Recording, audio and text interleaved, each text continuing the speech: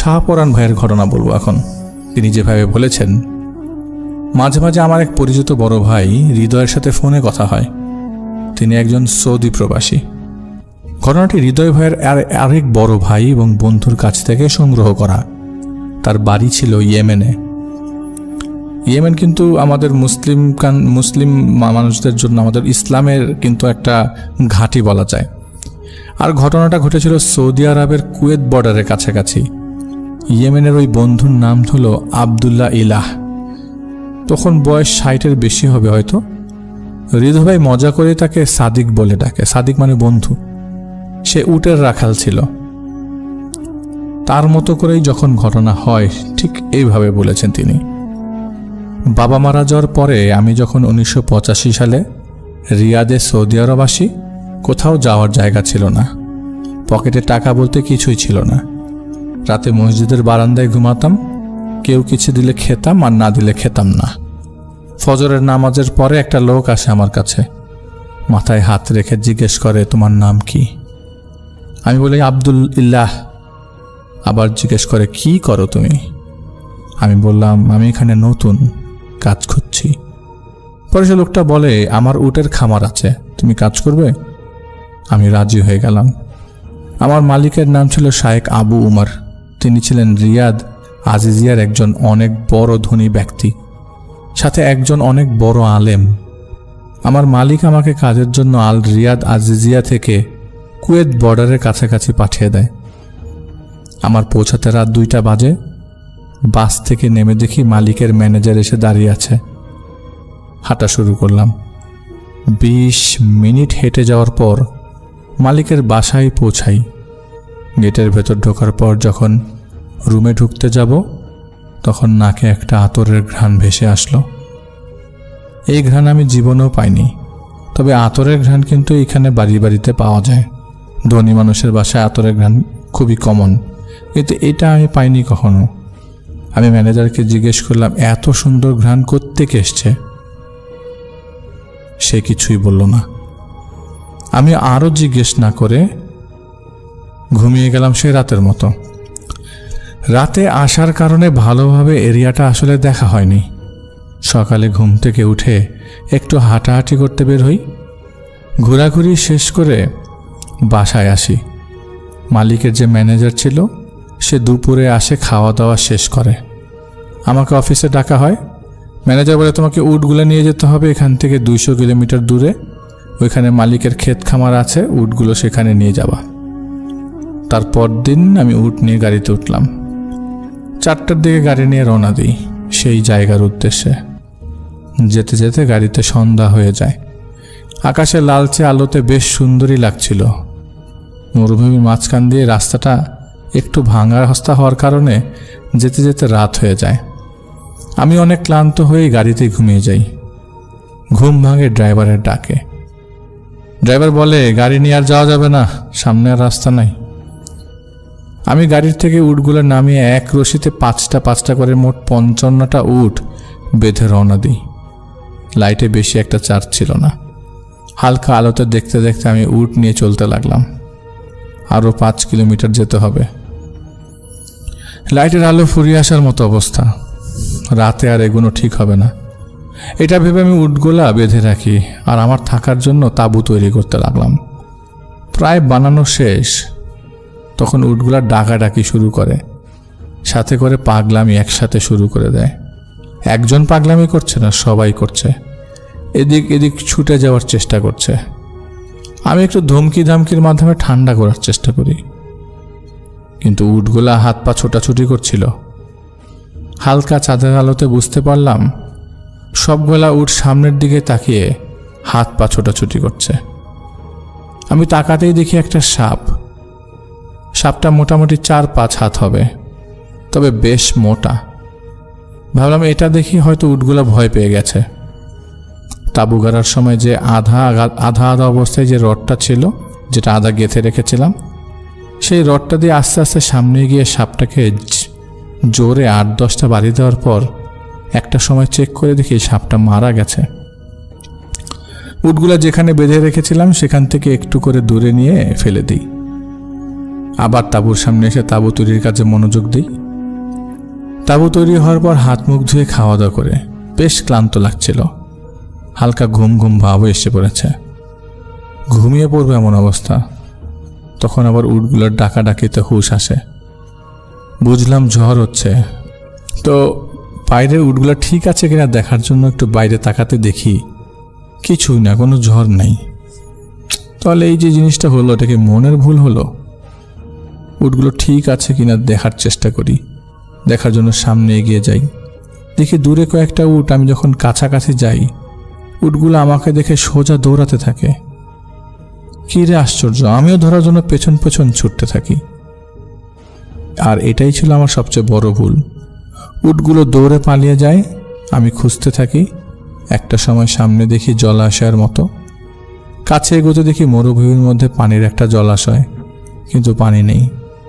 নিচে তাকাতে দেখি উটগুলো সেখানে দাঁড়িয়ে আছে। পানি না হওয়ার কারণে ঘাস হয়ে গেছে বড় বড়। আমি উটগুলো ধরার জন্য নিচে নেমে আসি। নামার পর আমি অবাক হয়ে যাই, উট নেই, একটা উটও নেই। ভাবলাম হয়তো আমাকে দেখে উপরে চলে গেছে। যখন উপরে উঠতে যাব, দেখি সামনে জলাশয়ের চারিদিকে ঘিরে শত শত চোখ আমার দিকে চেয়ে আছে। আগুনের ছোট ছোট গোলার মতো চোখ। ঠান্ডা হয়ে যাওয়ার মতো অবস্থা শরীর আমার। ভয় পেয়ে যাই। কে যেন আমাকে পিঠে জোরে একটা চড় মারে, সাথে সাথে বালুর উপর পড়ি। এরপর আমার আর কিছু মনে নেই। যখন হুঁশ ফেরে, তখন দেখতে পাই দুই দিকে পাহাড়, মাঝখানে আমি শুয়ে আছি। শত শত মানুষের অবয়ব পাহাড়ের চারিদিকে দাঁড়িয়ে আছে আমাকে ঘিরে। কয়েকজন কি নিয়ে যেন কথা বলছিল, আমি বুঝিনি, অস্পষ্ট। ভালো করে কান পেতে শোনার চেষ্টা করি আমি। পরে শুনতে পাই তারা বলছে যে এই মানুষটা আমাদের বাদশার ছেলেকে মেরে ফেলেছে। আমি বুঝছিলাম না কেন তারা আমাকে উদ্দেশ্য করে এগুলো বলছে। আমি ভয় ভয়ে তাদের বললাম, আপনারা কারা? আমাকে এখানে কেন নিয়ে আসছেন? তারা আমার উত্তর দিল না। ভয়ে গলা আমার ঠান্ডা হয়ে গেল।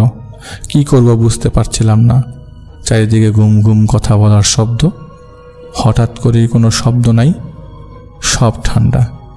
আমি দেখতে পেলাম কিছু মানুষ কাউকে সামনে আসার জন্য জায়গা করে দিল।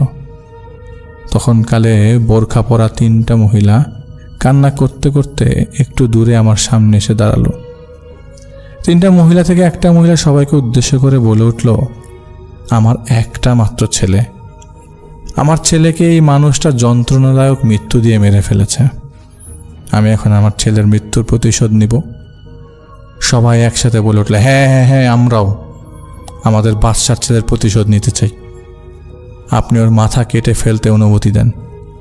আমি তখন একটু সাহস নিয়ে মহিলাকে বললাম, আমি কাউকে খুন করিনি, আপনি আমার উপর অন্যায় করছেন, আল্লাহর ওয়াস্তে আমাকে ছেড়ে দিন।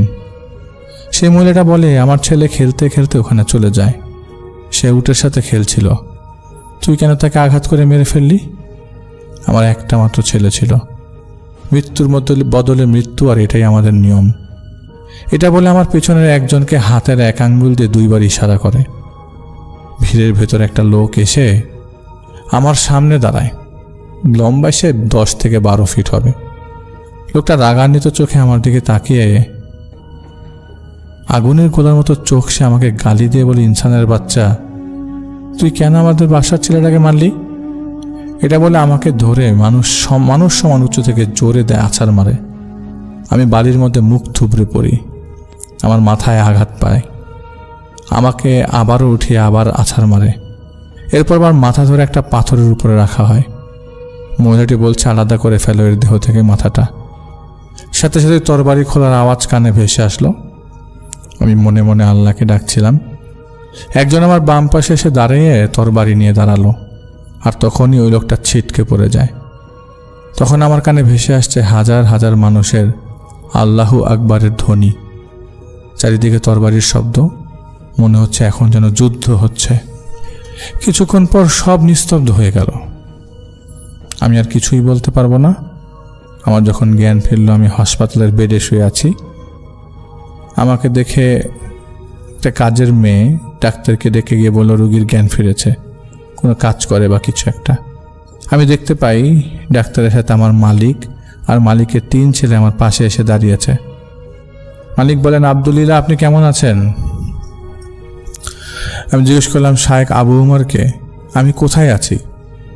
মালিক আবু উমর বলল, আপনি এখন হাফার আল বাতেনের একটি হাসপাতালে ভর্তি আছেন। আমি বললাম, এখানে কিভাবে আসলাম আমি? উমর বলল, আমি মাঝে মাঝে জিনে ধরা রোগী দেখি, আর এই কাজে আমাকে জিন জাতের কিছু শক্তিশালী জিন সাহায্য করে। তারা আমাকে সাহায্য করেছে। অনেক জিন ছিল যারা আমাকে ভালোবাসে, আমার কথা শোনে। কয়েকটা জিনকে দিয়ে আমি কিছু উপকারও পেতাম। আমার ঘরবাড়ি বন্ধ করত ওরা, এলাকা পাহারা দিত।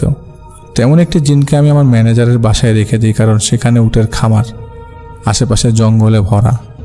কিছু খারাপ জিন আছে যারা উটের ক্ষতি করে, মানুষের ক্ষতি করে, উটের বাচ্চা মেরে ফেলে। এই জন্য আমি উটগুলোর সাথে একটা জিনকে রেখে দিয়েছিলাম দেখে শুনে রাখার জন্য। যখন তুমি গাড়ি থেকে উটগুলো বেঁধে নিয়ে যাচ্ছিলে, আমার ওই জিনটা তোমার সাথেই ছিল। ওদিকে পাহাড়ে থাকতেও মারেদ সম্প্রদায়ের জিনেরা, তারা অনেক খারাপ প্রকৃতির জিন। সেই জিনের বাদশার 2 মেয়ে আর 1 ছেলে।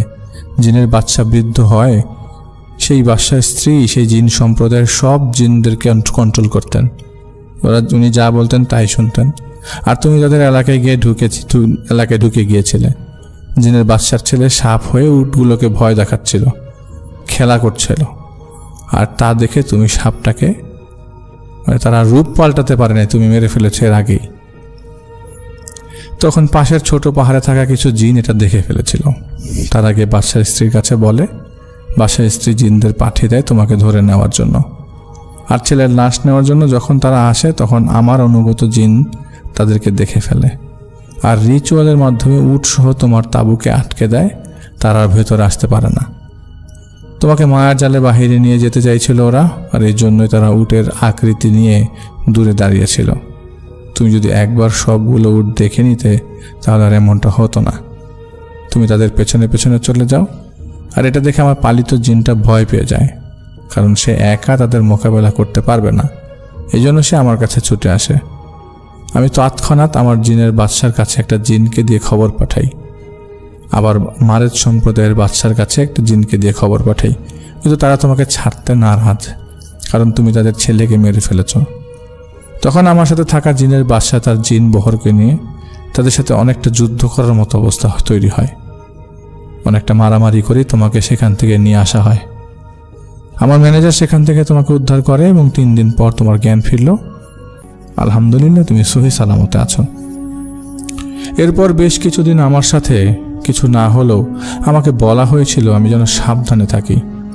কিন্তু একটা সময় কেটে যাওয়ার পর আমি নিজেই কেন জানি ব্যাপারটা মাথা থেকে সরিয়ে ফেলি। বছর পর আবারও একদিন মরুভূমিতে উট নিয়ে যাচ্ছিলাম। মাঝপথে প্রচুর পানি পিপাসা পেলে আমি দূরে একটা বাড়ি দেখতে পাই। সেখানে গিয়ে পানি চাইতে একজন মহিলা, বোরকা পরা মহিলা, আমার সামনে একটা পাত্রে পানি নিয়ে আসে। পানি পান করার পর আমার চোখের সামনে সকল কিছু ঘোলা হতে থাকে। আমি বুঝতে পারছিলাম আমি ঘুমিয়ে পড়েছি। একটা সময় নিজের উপর নিয়ন্ত্রণ হারিয়ে আমি সেখানেই ঘুমিয়ে পড়ি। এরপর নিজেকে একটা অচেনা জায়গায় পাই, যেখানে ঠিক আগের মতোই শত শত মানুষ আমার দিকে তাকিয়ে আছে। আমি কিছুই বুঝতে না পেরে তাদের জিজ্ঞাসা করলে তারা বলে, তুমি ভুলে যেতে পারো, আমরা ভুলিনি বাদশার ছেলের মৃত্যুর কথা, আজ ফয়সালা হবে। তারা সে আগের মতোই বলতে থাকে, মৃত্যুর বদলে মৃত্যু, মৃত্যুর বদলে মৃত্যু।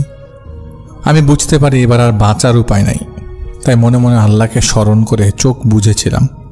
তবে অনেক সময় পার হয়ে যাওয়ার পর যখন নিজেকে জীবিত মনে হচ্ছে, ঠিক তখনই মনে সাহস নিয়ে চোখ খুলি। আমি দেখি আমি মরুভূমির সেই জায়গায় মাটিতে পড়ে আছি যেখানে আমি পানি পান করেছিলাম। কিন্তু এখানে কোনো ঘরবাড়ি নেই। একজন বৃদ্ধ লোক দাঁড়িয়ে আছে। আমার জ্ঞান ফিরতে দেখে মিষ্টি একটা হাসি দিয়ে আমাকে জিজ্ঞেস করে আমি ঠিক আছি কিনা। আমি জিজ্ঞেস করি, আপনি কে? সে আমাকে বলে, তোমাকে যে বাদশার ছেলের হত্যায় দোষী করা হয়েছে, আমি সেই বাদশা।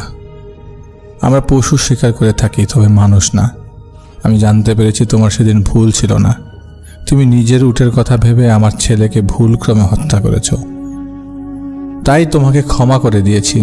তুমি আমার কাবিলার সবাইকে নির্দেশ দিয়েছি তোমাকে যেন আর ক্ষতি না করা হয়। ভালো থাকো, কিন্তু জীবনে কিছু করার আগে একবার ভেবে নিও। আর হ্যাঁ, তোমার নিজের প্রতি নজর রাখো। এই বলে সেই লোকটা সেখান থেকে চলে গেল, অনেকটা উধাও হয়ে গেল। আমিও সেই মরুভূমির কাজটা ভয়ে ছেড়ে দিই। এরপর সাধারণ জীবনযাপন করি। সাধারণ জীবনযাপনের মরুভূমিটা আমার জীবনে ছিল না, আর কোনো সমস্যা হয়নি। এটা ছিল হৃদয় ভাইয়ের পাঠানো ঘটনা, তিনি কালেক্ট করেছেন। এত ব্যস্ততার মাঝেও তিনি যে কালেক্ট করেছেন এই জন্য অনেক অনেক ধন্যবাদ।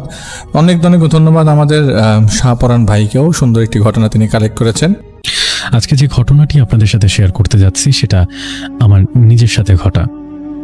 বলে রাখা ভালো, আমি বলছি যখন আপনাকে আমি ঘটনাটি পড়ে শোনাচ্ছি কিংবা যখন আমি আপনাদেরকে ঘটনাটি লিখছি তখন বেশ কয়েকটা বিষয় আমি এড়িয়ে গিয়েছে। তার একটা বড় কারণ হচ্ছে আমি চাই না যে জায়গার ঘটনা, সেই জায়গার বিষয়ে কোনো ভুল বিষয় তৈরি হোক।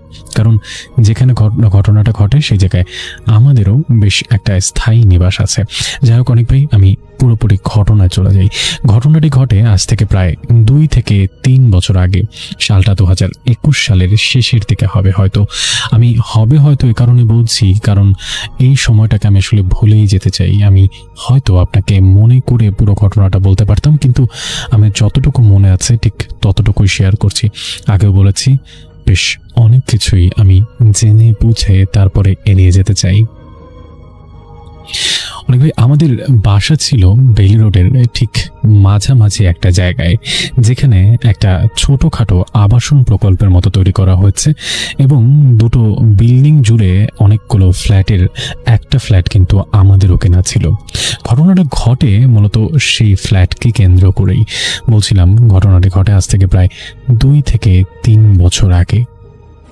তখন আমি ক্লাস 9-এ পড়তাম। আমি পড়াশোনা করতাম সিদ্ধেশ্বরীতে এবং সেই সূত্রেই আমার বাবা এবং মা এখানে আমাদের ভাই বোনদেরকে নিয়ে শিফট হয়ে যায়। ঘটনা মূলত আমাদের ফ্ল্যাটকে নিয়ে না হলেও তার আশেপাশকে কেন্দ্র করে।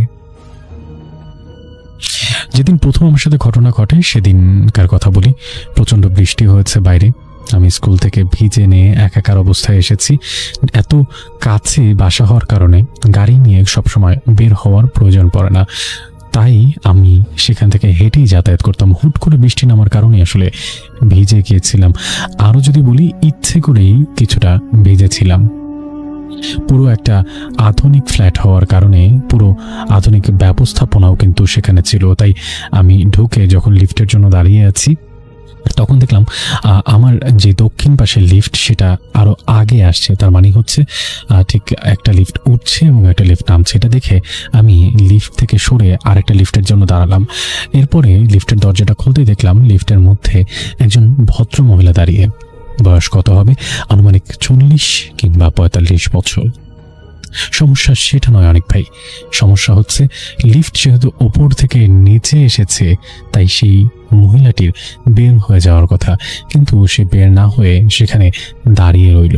আমি তখন ভাবলাম বোধহয় লিফট আন্ডারগ্রাউন্ডে যাবে, তাই আমিও আর লিফটে উঠছিলাম না। পরে সেই ভদ্র মহিলাটি অনেকটা রাগান্বিত কণ্ঠে আমাকে বলল লিফটে তাড়াতাড়ি ওঠার জন্য। আমি তখন কিছু না চিন্তা করে ভিজে নিয়ে একাকার অবস্থায় লিফটের মধ্যে উঠে পড়লাম। একটু কারণটা বলে নিই, যেহেতু আমি ভিজেছিলাম আমি মনে করেছিলাম বোধহয় লিফট ভিজে যাবে দেখেই তিনি রাগ করেছেন। এই ফ্ল্যাটগুলোতে যত মানুষ আছেন সবাই প্রায় নিজেরাই থাকেন। ভাড়া মানুষের সংখ্যা বা ভাড়া দেওয়া ফ্ল্যাটের সংখ্যা খুবই কম, তাই প্রত্যেকটা বিষয়ের যত্নশীল হওয়া বা যত্ন করা এই পুরো ফ্ল্যাটের প্রত্যেকেই আসলে মোটামুটি মেনটেন করে। তেমনই একটা কিছু ভেবেছিলাম। যখন লিফটে উঠলাম আমি তখন আমাদের ফ্লোরের বাটন ক্লিক করার পরে দাঁড়িয়েছিলাম। দেখলাম সেই ভদ্রমহিলা কোনো বাটন ক্লিক করলেন না। তিনি আমার সাথে মনে হলো যে ঠিক আমার ফ্লোরে যাবেন। আমি আর 7 পাঁচ চিন্তা না করে আমি আমার চুল থেকে কিছুটা পানি ঝরানোর চেষ্টা করছিলাম। সেই মুহূর্তে সেই ভদ্রমহিলা আমার নাম ধরে জিজ্ঞেস করলো। বৃষ্টিতে ভেজার কি খুব প্রয়োজন ছিল? আমি কিছুটা অবাক হলাম। অনেক ভাই, আমি আবারও বলে রাখি, ঢাকা শহরের কর্পোরেট ফ্ল্যাটগুলোতে একজন আরেকজনকে খুব একটা বেশি ভালো চেনে না, কিন্তু তিনি খুব অনায়াসে আমার নাম বলতে পারল। আমার কাছে মনে হলো হয়তোবা হতে পারে আমার বাবা মার সঙ্গে তার পরিচয় আছে, তিনি হয়তোবা আমি না চিনলেও আমাকে চেনে। ততদিনে আমরা ফ্ল্যাটে উঠেছি প্রায় 2 মাসের মতো হয়ে গেছে। যথারীতি আমি আমাদের ফ্লোরে নামলাম।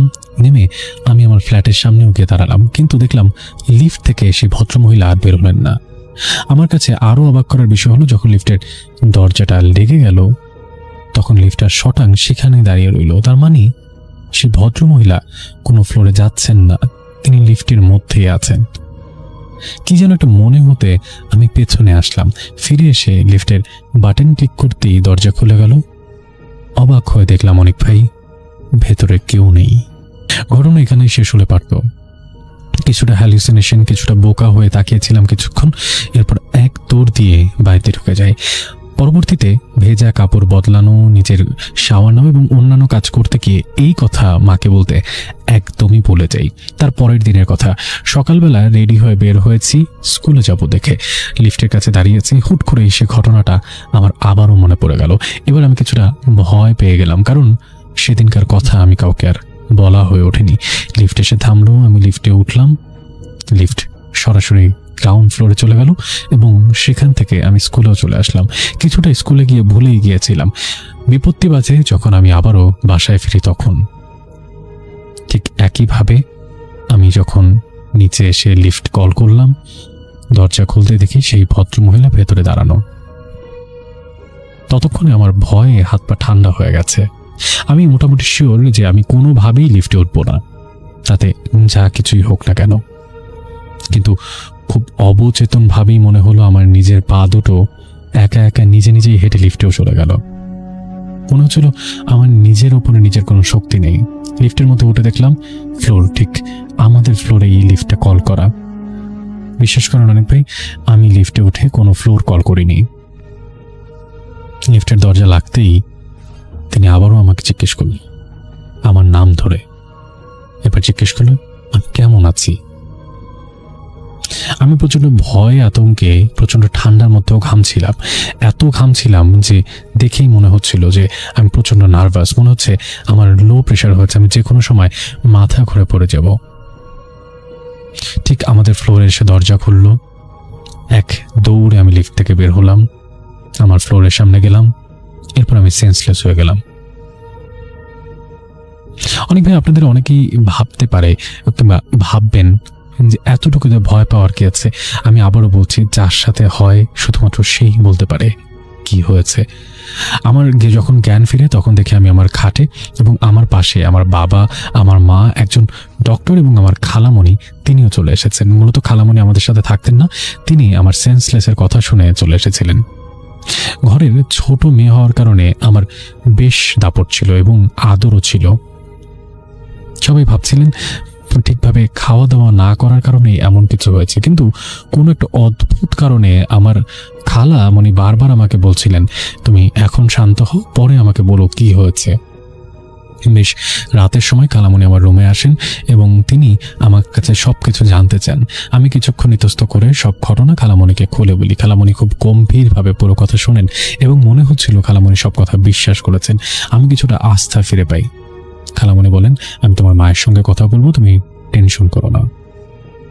এর পরের কয়েকদিন সব ঠিকঠাক ছিল। কেন ঠিকঠাক ছিল সেটাও বলি অনেক ভাই।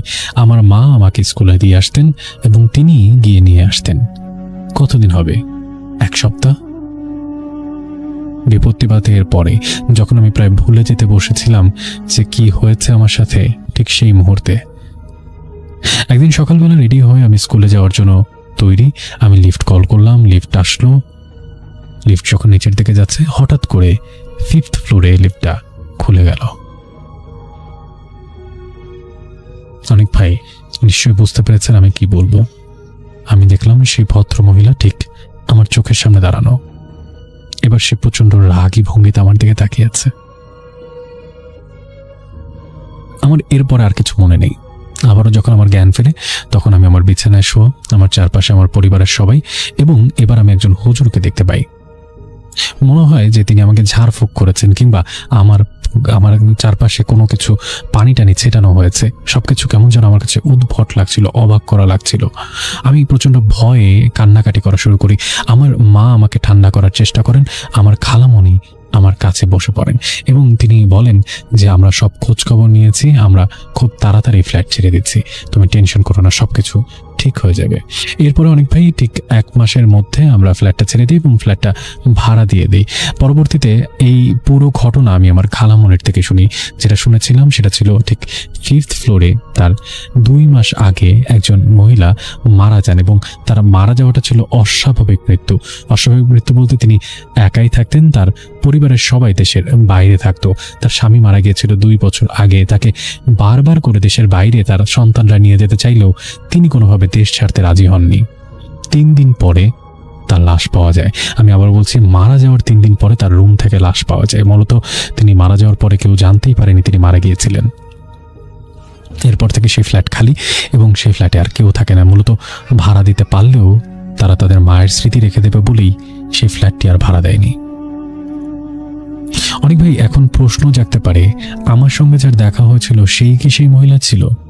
আপনি ভাবতে পারেন আমি ভুল দেখেছি, আমি হ্যালুসিনেট করেছি, কিন্তু না, সেই ফ্ল্যাটে থাকা আরও 3-4 জন ঠিক সেই মহিলাটাকে দেখেছেন এবং তারা আগে থেকে যেহেতু তাকে চিনত তাই তারা প্রচণ্ড ভয় পেয়ে গেছেন এবং পুরো বিল্ডিংয়ে একবার হুজুর এনে বন্ধ করা পর্যন্ত হয়েছিল। যাই হোক, আধুনিক যুগে এগুলো কেউ বিশ্বাস করবে কিনা আমি জানি না, তবে যে ঘটনাটা শেয়ার করলাম সেটা আমার সাথে ঘটে যাওয়া একটা অলৌকিক সত্য ঘটনা। ঠিকানা বললাম না কারণ ঠিক অনেকেই সেই এলাকার আশেপাশে থাকেন এবং হয়তোবা এই মুহূর্তে আপনাকে যারা শুনছে তাদের কেউ একজন সেই ফ্ল্যাটেও বা সেই বিল্ডিংয়ের ফ্ল্যাটেও থাকতে পারে। পরবর্তীতে এই বিল্ডিংয়ের যারা কমিটি মেম্বার তারা সবাই মিলে এই ঘটনা যাতে বাইরে না বের হয় তার জন্য আমার বাবাকে এবং আমার মাকে অনুরোধ করতে থাকেন এবং পরবর্তীতে সেই অনুরোধের প্রেক্ষিতে আমার বাবা মাও সেই বিষয়ে আর কোনো কথা বলেননি। এখন পর্যন্ত আমাদের বাড়িতে সেই বিষয় নিয়ে কখনো কথা হয় না, তবে আমার মা কখনো কখনো আমাদের পারিবারিক কোনো সভায় যদি কথা ওঠে তখন এই ঘটনাটা সবাইকে বলেন। অনেক ভাই, এখন আমি সুস্থ আছি, এখন আমি ভালো আছি, আমার জন্য দোয়া করবেন। আশা করি আমার এই ঘটনাটি পড়ে শোনাবেন এবং পড়ে শোনালে অবশ্যই আমাকে জানাবেন। অনেক ভাই, রিপন বলছি ঢাকা থেকে, আমার জন্য দোয়া করবেন। তো কাশু দাদার মূল পেশাটা কিন্তু মাছ ধরা, আর এখান থেকে ঘটনাটার সূত্রপাত। উনি মূলত দিনেই বেশি মাছ ধরতেন, গভীর রাতে মাঝে মাঝে মাছ ধরতেন আর কি। তো মাছ তো আসলে কখন কোন সিজন আসে, কিছু কিছু মাছ বিশেষ করে নদীর যে মাছগুলো বা বিলের মাছগুলো, বিশেষ করে বড় মাছগুলো, এগুলো তো আসলে রাতের বেলাতেই বেশি ধরা পড়ে। এই জন্য মাঝে মাঝে উনি রাতের বেলা যেতেন।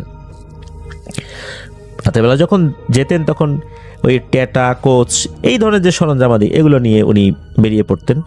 তো ঘটনার দিন রাতেও উনি এই ধরনের সরঞ্জামাদি নিয়েই বেরিয়ে পড়লেন তার বাড়ি থেকে 1 থেকে 2 কিলোমিটার দূরে একটি বিলের উদ্দেশ্যে। সময়টা তখন আষাঢ় মাসের মাঝামাঝি সময় হবে।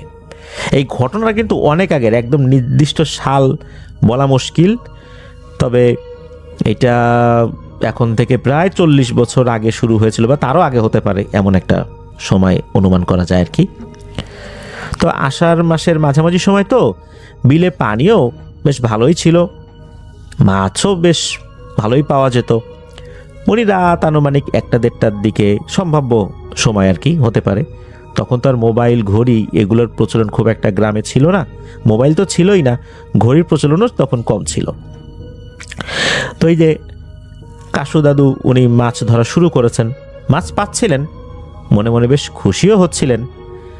উনি চিন্তা করলেন যে পরিবারকে সাথে নিয়ে ভালোই মাছ খাওয়া যাবে, আবার বাজারে বিক্রিও করা যাবে। উনি চিন্তা করলেন যে একেবারে ফজরের আজানের আগ পর্যন্ত মাছ ধরবেন, এরপর উনি নামাজ পড়ে তারপর বাড়িতে যাবেন, অথবা মাছগুলো বাড়িতে রেখে তারপর নামাজ পড়বেন, তারপর মাছগুলো নিয়ে বাজারে যাবেন, বিক্রি করবেন। উনি চিন্তা করেছিলেন যে পরিমাণ মাছ পাওয়া গেছে আশা করা যায় যে 3 থেকে 4 দিনের সংসার খরচ আল্লাহ চাহেন তো ইনশাল্লাহ চলে যাবে। উনি এরকম চিন্তা করছিলেন, মাছ ধরছিলেন, হঠাৎ করে দাদু খেয়াল করলেন তার পায়ের পাশ দিয়ে একটা মোটামুটি বড় আকারের বোয়াল মাছ চলে গেল। দাদুর ধারণা অনুযায়ী মাছটির ওজন 8 থেকে 10 কেজির মতো আনুমানিক হতে পারে। বোয়াল মাছটা দেখে দাদু খুব খুশি হয়ে যান। উনি চিন্তা করলেন এই মাছটা যদি টেটা দিয়ে মারতে পারি তাহলে তো বাজারে নিয়ে গেলে বেশ ভালোই দাম পাওয়া যাবে। উনি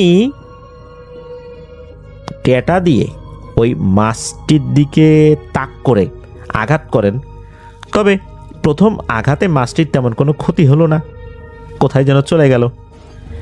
দাদু তো মরিয়া হয়ে ওই মাছটিকে খুঁজতে থাকলেন। বেশ কিছুক্ষণ খোঁজার পর মাছটিকে উনি দেখতেও পেলেন। নাগালে পেয়ে দ্বিতীয়বার ওনার ট্যাটা দিয়ে আঘাত করেছেন।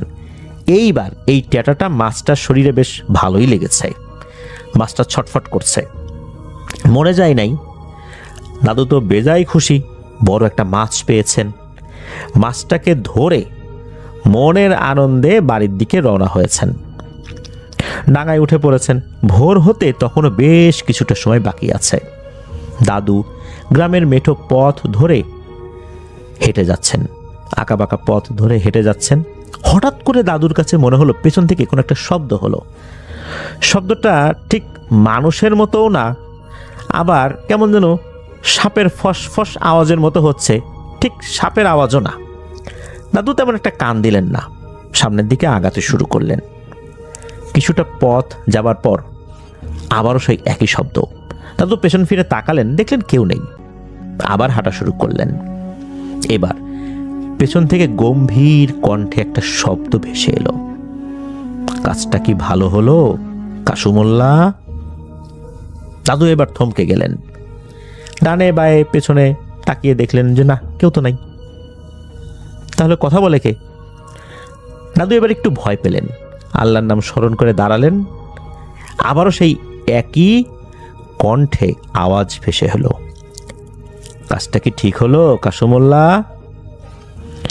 এবার কাসু দাদা উত্তর দিলেন একটু সাহস নিয়ে, কারণ উনি তো আসলে মাছই ধরেছেন, চুরি ডাকাতি তো করেননি। তো উনি বলেন যে কে আপনি? আমি কি কাজটা ভুল করলাম আমি তো বুঝতে পারছি না। শব্দের উত্তরে ভেসে এলো, আমি কে তা তুমি পরে জানতে পারবে, কি ঠিক করনি সেটা আগে বলি। তুমি যে বড় বোয়াল মাছটি ধরেছ, সেই মাছটিকে দ্রুত আবার বিলে ছেড়ে দিয়ে আসো। এই কথা শোনার পর এই কাসু দাদা কিছুটা বুঝতে পারলেন। উনি বুঝতে পারলেন মনে হয় কোনো পিশাচের খপ্পরে দাদু পড়েছেন। তখন দাদু বললেন, মাছ কেন ছেড়ে দিব? এটা তো আমি স্বীকার করেছি। এই কথার প্রতি উত্তরে শব্দ এলো, তুমি যত দ্রুত মাছ ছেড়ে দেবে এতে তোমার ভালো হবে। যদি তোমার হাতে মাছটি মারা যায় তাহলে তোমার খানদান কিন্তু শেষ হয়ে যাবে। এই কথা শোনার পর দাদু বললেন, মানে কি? এটা কেমন কথা? আমার কাজই হচ্ছে মাছ ধরে জীবিকা চালানো, আমি তো খারাপ কিছু করিনি। এই বিলটা তো নির্দিষ্ট কারো ব্যক্তির না, এমনটা না যে আমি অন্য কারো পুকুরে গিয়ে মাছ ধরেছি। এবার প্রতি উত্তরের যে মাত্রা, এটা আরো গম্ভীরভাবে ভেসে এলো। বলতে লাগলো, দেখতে মাছের মতো হলেই কি মাছ হয়? তুমি 5 ওয়াক্ত নামাজ পড়ো, কোরআন তেলাওয়াত করো, তুমি সৎ, এই জন্য এত সময় নিয়ে ভদ্রভাবে তোমার সাথে কথা বলছি।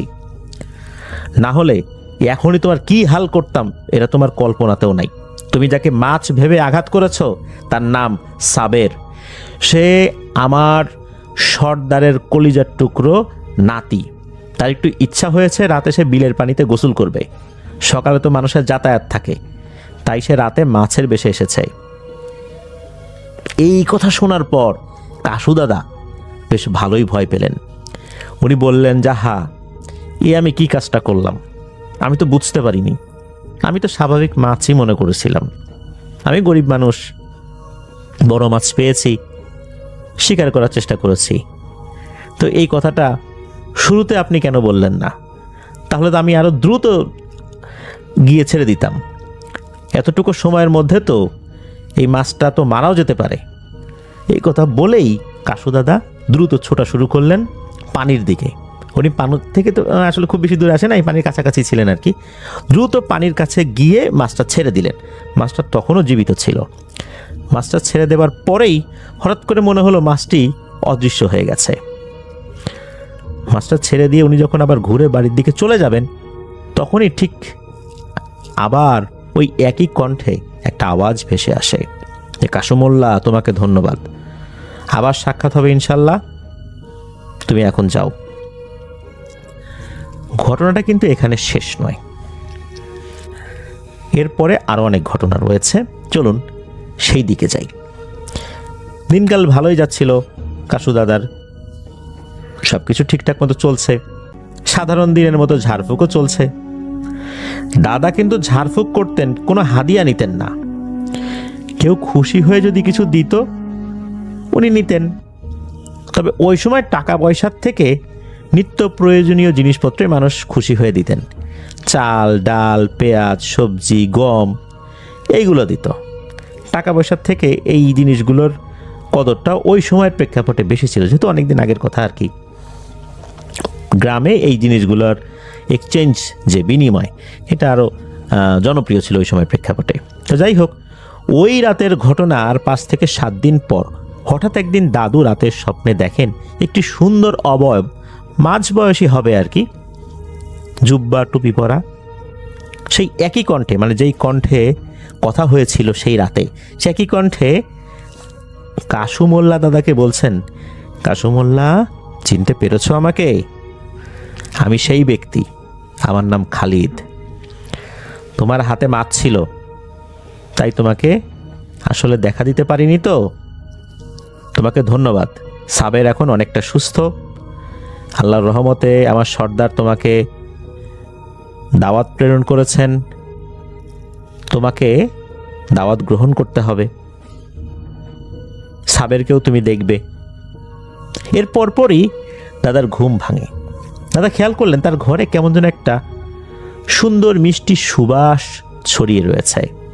দাদা ভাবলেন মনে হয় এটা স্বপ্নই। দাদা আবার ঘুমিয়ে গেলেন। ভোরে উঠলেন, সালাত আদায় করলেন, নিত্যদিনের কাজ শুরু করে দিলেন। রাতে আবার মাছও ধরতে গেলেন।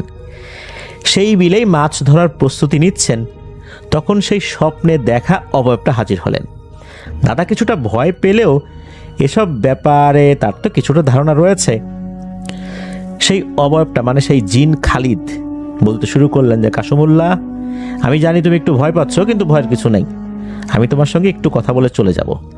তো কাসু দাদা মাথা নেড়ে বললেন যে ঠিক আছে, আপনি বলেন। তখন ওই জিন খালিদ বলতে থাকে, তুমি সেদিন তোমার মানবিকতা দিয়ে মাছ ভেবে তুমি আসলে ছেড়ে দিয়েছিলা এই জিনিসটাকে, তুমি তাকে আঘাত করেছিলা, এটা সত্য, না বুঝে কাজটা করেছ। আমাদের সর্দার তোমাকে মাফ করে দিয়েছেন, পক্ষান্তরে ধন্যবাদ জানিয়েছেন। আর আমি হচ্ছি আমার সর্দারের প্রিয় একজন খাদেম এবং খুব কাছের একজন খাদেম। আমরা মুসলিম জিন, আমার সর্দার এবং আমরা নিজেরা ধর্মপ্রেমী। তোমার ধর্মের প্রতি ভালোবাসার ব্যাপারে আমাদের সর্দার জেনেছেন, তুমি খুব সুন্দর কোরআন তেলাওয়াত করতে পারো। আমাদের সর্দার তোমার কণ্ঠে কোরআন তেলাওয়াত শুনতে ইচ্ছুক, তোমার সঙ্গে সাক্ষাৎ করতে চান। এই কথা শোনার পর দাদা বললেন যে আমি একজন সাধারণ মানুষ, খেটে খাওয়া মানুষ, দিনমজুর, আমি কিভাবে ওনার সাথে দেখা করতে পারি? আমি কিভাবে যাব তার সাথে দেখা করতে? আর আমার মতো একজন সাধারণ মানুষকে উনি এতটা আন্তরিকতা দেখাচ্ছেন, আমি কি এটার যোগ্য? তখন খালিদ বললেন যে এটা নিয়ে তুমি ভেবো না, আল্লাহ যাকে সম্মানিত করেন তাকে কেউই অসম্মানিত করতে পারে না। তুমি চোখ বন্ধ করো, আমি না বলা পর্যন্ত চোখ খুলবে না। কাসু দাদা চোখ বন্ধ করলেন।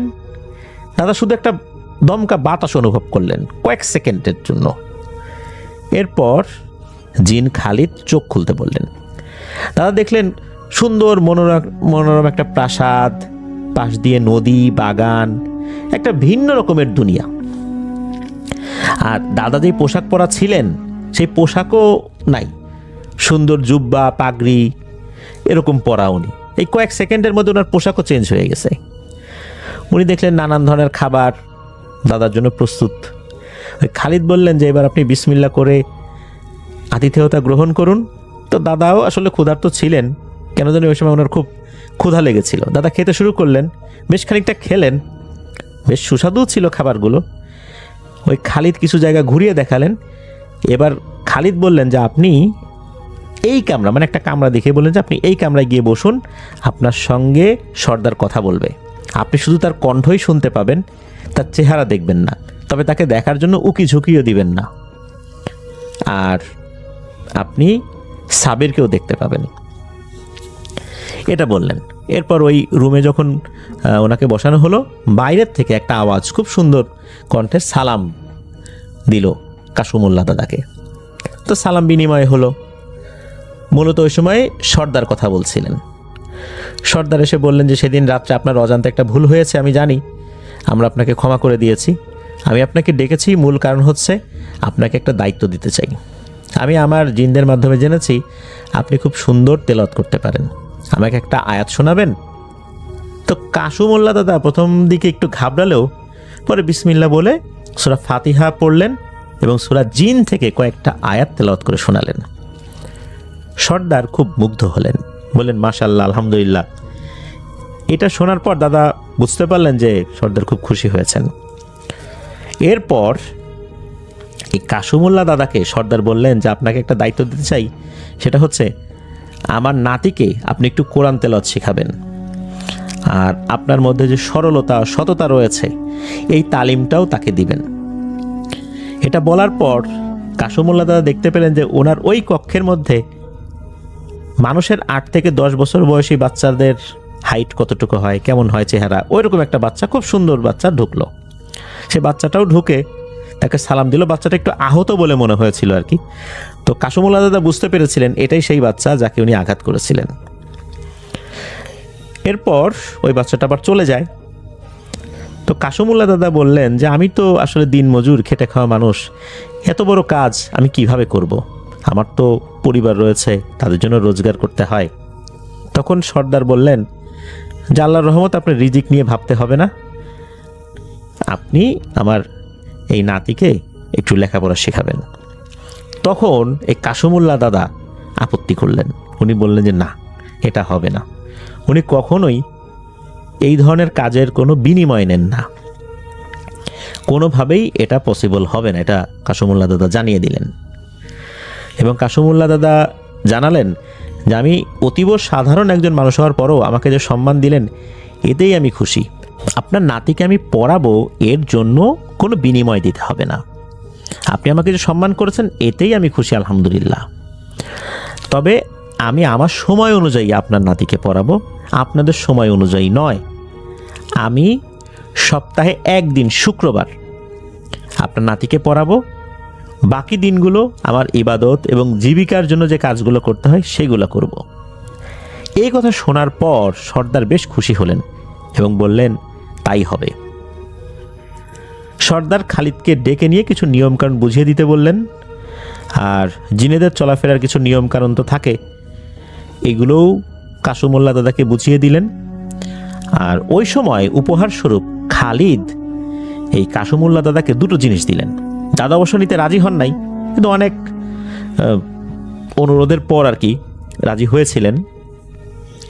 একটা জিনিস হচ্ছে একটা ট্যাটার ফলা, ওই ট্যাটার যে নিচের দিকে যে চোখা অংশগুলো থাকে অনেকগুলা, সেইটা, আর একটা থলে।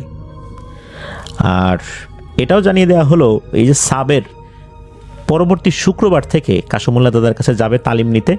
আর এই যে খালিদ, সে নিজেই দিয়ে আসবে, নিজেই নিয়ে আসবে। তবে ওই সময় একটা আলাদা ঘরে থাকার জন্য বলেছিলেন, রাতের বেলা যাবেন। আর এই সময় যেই রূপে কাসুমুল্লাহ দাদা দেখেছেন এই রূপেই দেখবেন, অন্য রূপে দেখবেন না, অন্য রূপে দেখলে ভয় পেতে পারেন, এই জন্য।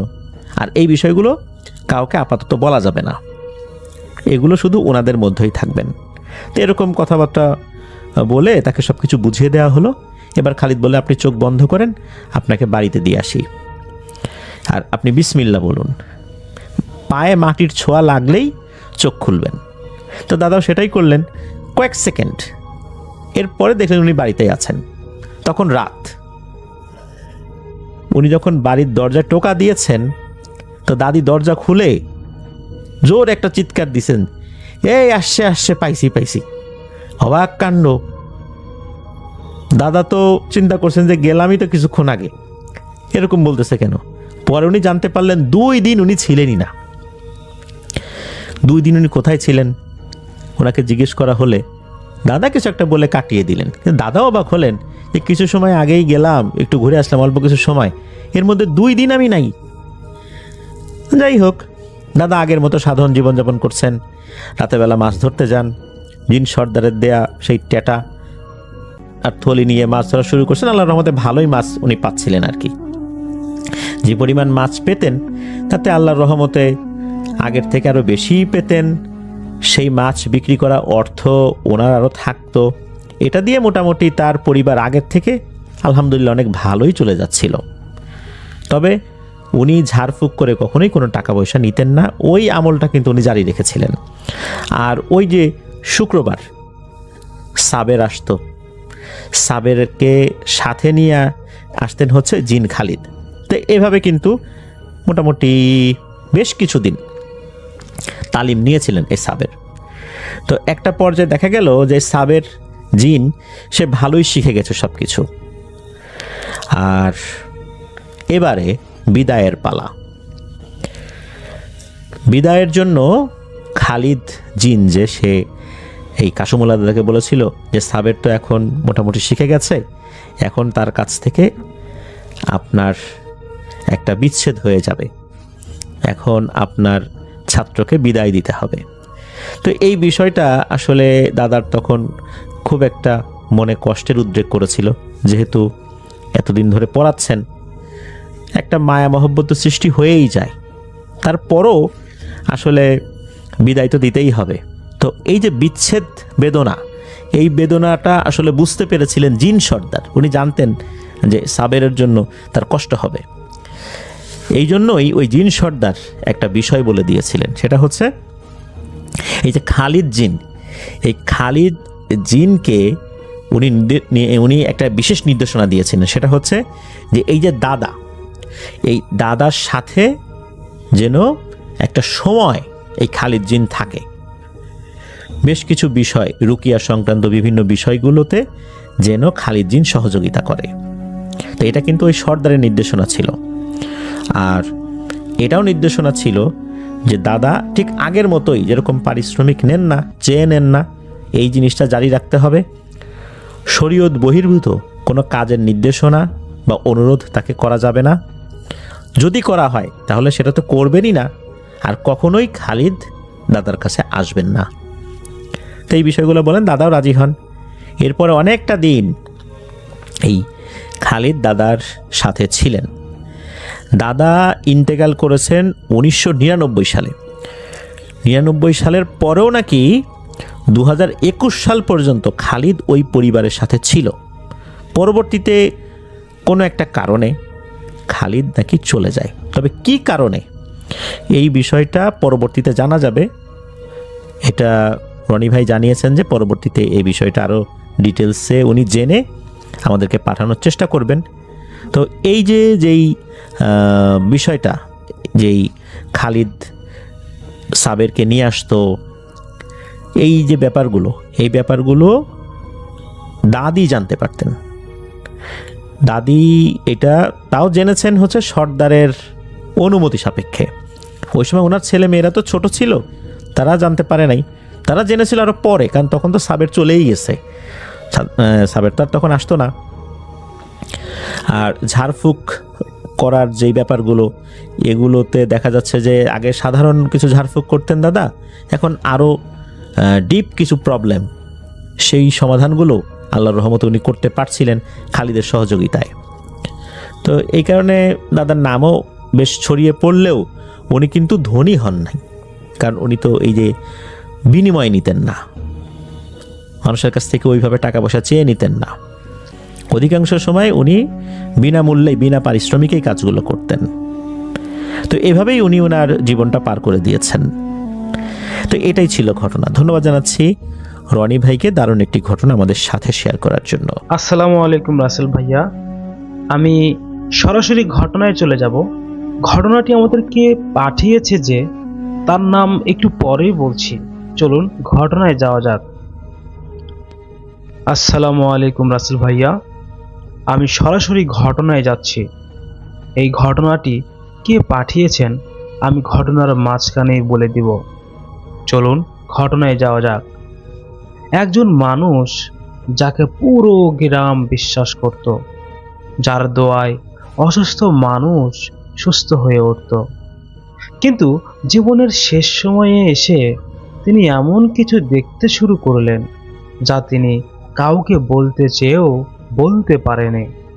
তার চোখে ছিল ভয়, আর তার কথায় ছিল ইঙ্গিত। আর মৃত্যুর আগে তিনি যা বলে গেছেন তা এখনো তার পরিবার কাউকে জানায়নি। কেন তিনি চিকিৎসা নিতে চাননি? রাতের অন্ধকারে কে আসতো তার দরজায়? আর মৃত্যুর আগে তিনি আসলে কী বা দেখেছিলেন? এটা শুধু একটা ঘটনা নয়, এটা এমন এক বাস্তব ঘটনা যা জানলে আপনার শরীর ঠান্ডা হয়ে যাবে। আমাদেরকে এই ঘটনাটি যে পাঠিয়েছে, এই ঘটনাটি আসলে এসেছে এক ভদ্রলোকের কাছ থেকে, যিনি তার পরিচয় গোপন রাখতে চেয়েছেন। তিনি জানিয়েছেন এই ঘটনাটি তার খুব কাছের একজন মানুষের পরিবারের সাথে ঘটে যাওয়া এক ভয়ঙ্কর বাস্তব অভিজ্ঞতা। দীর্ঘদিন ধরে তিনি বিষয়টি কাউকে বলেনি, কারণ তিনি জানতেন মানুষ সহজে এই ঘটনাটি বিশ্বাস করবে না। তিনি মনে করছেন সত্যটা তুলে ধরাটা জরুরি। সারা জীবন মানুষকে সাহায্য করে যাওয়া একজন ইমাম সাহেব, যিনি শুধু নামাজ পড়াতেন না, তিনি গ্রামের অসুস্থ মানুষের পাশে দাঁড়াতেন, দোয়া করতেন, সব ভরসার জায়গা ছিলেন তিনি। সেই মানুষটাই জীবনের শেষ সময়ে এসে এমন কথা বলতে শুরু করলেন যা শুনে তার নিজের পরিবারও আতঙ্কিত হয়ে পড়ে। একদিন হঠাৎ করেই তিনি তার স্ত্রীকে বললেন তিনি আর চিকিৎসা নিতে চান না, তিনি সুস্থ হতে চান না। তার স্ত্রী প্রথমে ভেবেছিলেন হয়তো কষ্টে এমন কথা বলছে তার স্বামী, কিন্তু তার চোখের দিকে তাকিয়ে বুঝতে পারলেন বিষয়টা কিন্তু স্বাভাবিক না। সেখানে ছিল অদ্ভুত এক হতাশা আর বিভিন্ন ধরনের চাপা পড়া ভয়। শুরুতে তার অসুস্থতা খুব সাধারণ মনে হলেও ধীরে ধীরে বিষয়টি অস্বাভাবিক হয়ে উঠতে থাকে। শরীর দুর্বল হতে হতে এক সময় তিনি প্রায় অচল হয়ে পড়েন। গ্রামের ডাক্তার থেকে শুরু করে শহরের বড় হাসপাতাল পর্যন্ত দেখানো হয়, কিন্তু কেউই নির্দিষ্ট করে বলতে পারেনি আসলে তার সমস্যাটা কি হয়েছে। তার অসুস্থতার সাথে সাথে তার আচরণেও অনেক পরিবর্তন আসতে থাকে। মাঝরাতে ঘুম ভেঙে তিনি এক দৃষ্টিতে দরজার দিকে তাকিয়ে থাকতেন, কখনো নিজের সাথে নিজেই কথা বলতেন, আবার কখনো এমনভাবে চুপ হয়ে যেতেন যেন আশেপাশে কেউই নেই। এক রাতে তার স্ত্রী ঘুম ভেঙে দেখেন তিনি দরজার দিকে তাকিয়ে আছেন, চোখে ভয়ের ছাপ, এবং স্পষ্ট ছিল যে তিনি যে কিছু দেখছেন এমন একটি বিষয়। তিনি জিজ্ঞেস করলেও তার স্ত্রীটা জিজ্ঞেস করলেন। প্রথমে তার স্বামী কোনো উত্তর দেয়নি, পরে ধীরে ধীরে বললেন কেউ একজন এসেছে। এই বিষয়টি কিন্তু সাধারণ না। তো এই যখন ইমাম সাহেব, তিনি একজন ইমাম সাহেব ছিলেন, এই ইমাম সাহেবের সাথে এমন পরিস্থিতি যে হবে তা কিন্তু কেউ বিশ্বাস করতে চায়নি। তিনি মানুষদেরকে সাহায্য করতেন, তিনি সবাইকে বিভিন্ন ধরনের পানি পড়া দিয়ে বিভিন্ন জিন আসর থেকে ছাড়াতেন। এত একটা ভালো মানুষ, তার সাথে এই ঘটনাগুলো ঘটে গিয়েছে এটা আসলে পুরো গ্রামবাসী অবাক হয়েছিল, বিশ্বাস করতে পারছিল না। এবং আপনাদের প্রথমেই বলেছিলাম এই ইমাম সাহেবের প্রতি সবার ভরসা ছিল। যখন এই ইমাম সাহেব এই রকম অসুস্থ হয়ে গেলেন, গ্রামের বিভিন্ন মানুষ তার জন্য দোয়া করেছেন, অনেক মানুষ টেনশন করেছেন যে যদি কোনো বিপদে পড়ি আমরা, তাহলে আমাদেরকে কে সাহায্য করবে। আল্লাহ তো সাহায্য করার মালিকই, কিন্তু তিনি অনেক ধার্মিক ছিলেন, তিনি অনেক জাননে আলা ছিলেন। তিনি যদি আল্লাহর কালাম থেকে কিছু আয়াত করে ফু দিতেন, আল্লাহর রহমতে অনেক কিছুই ভালো হয়ে যেত।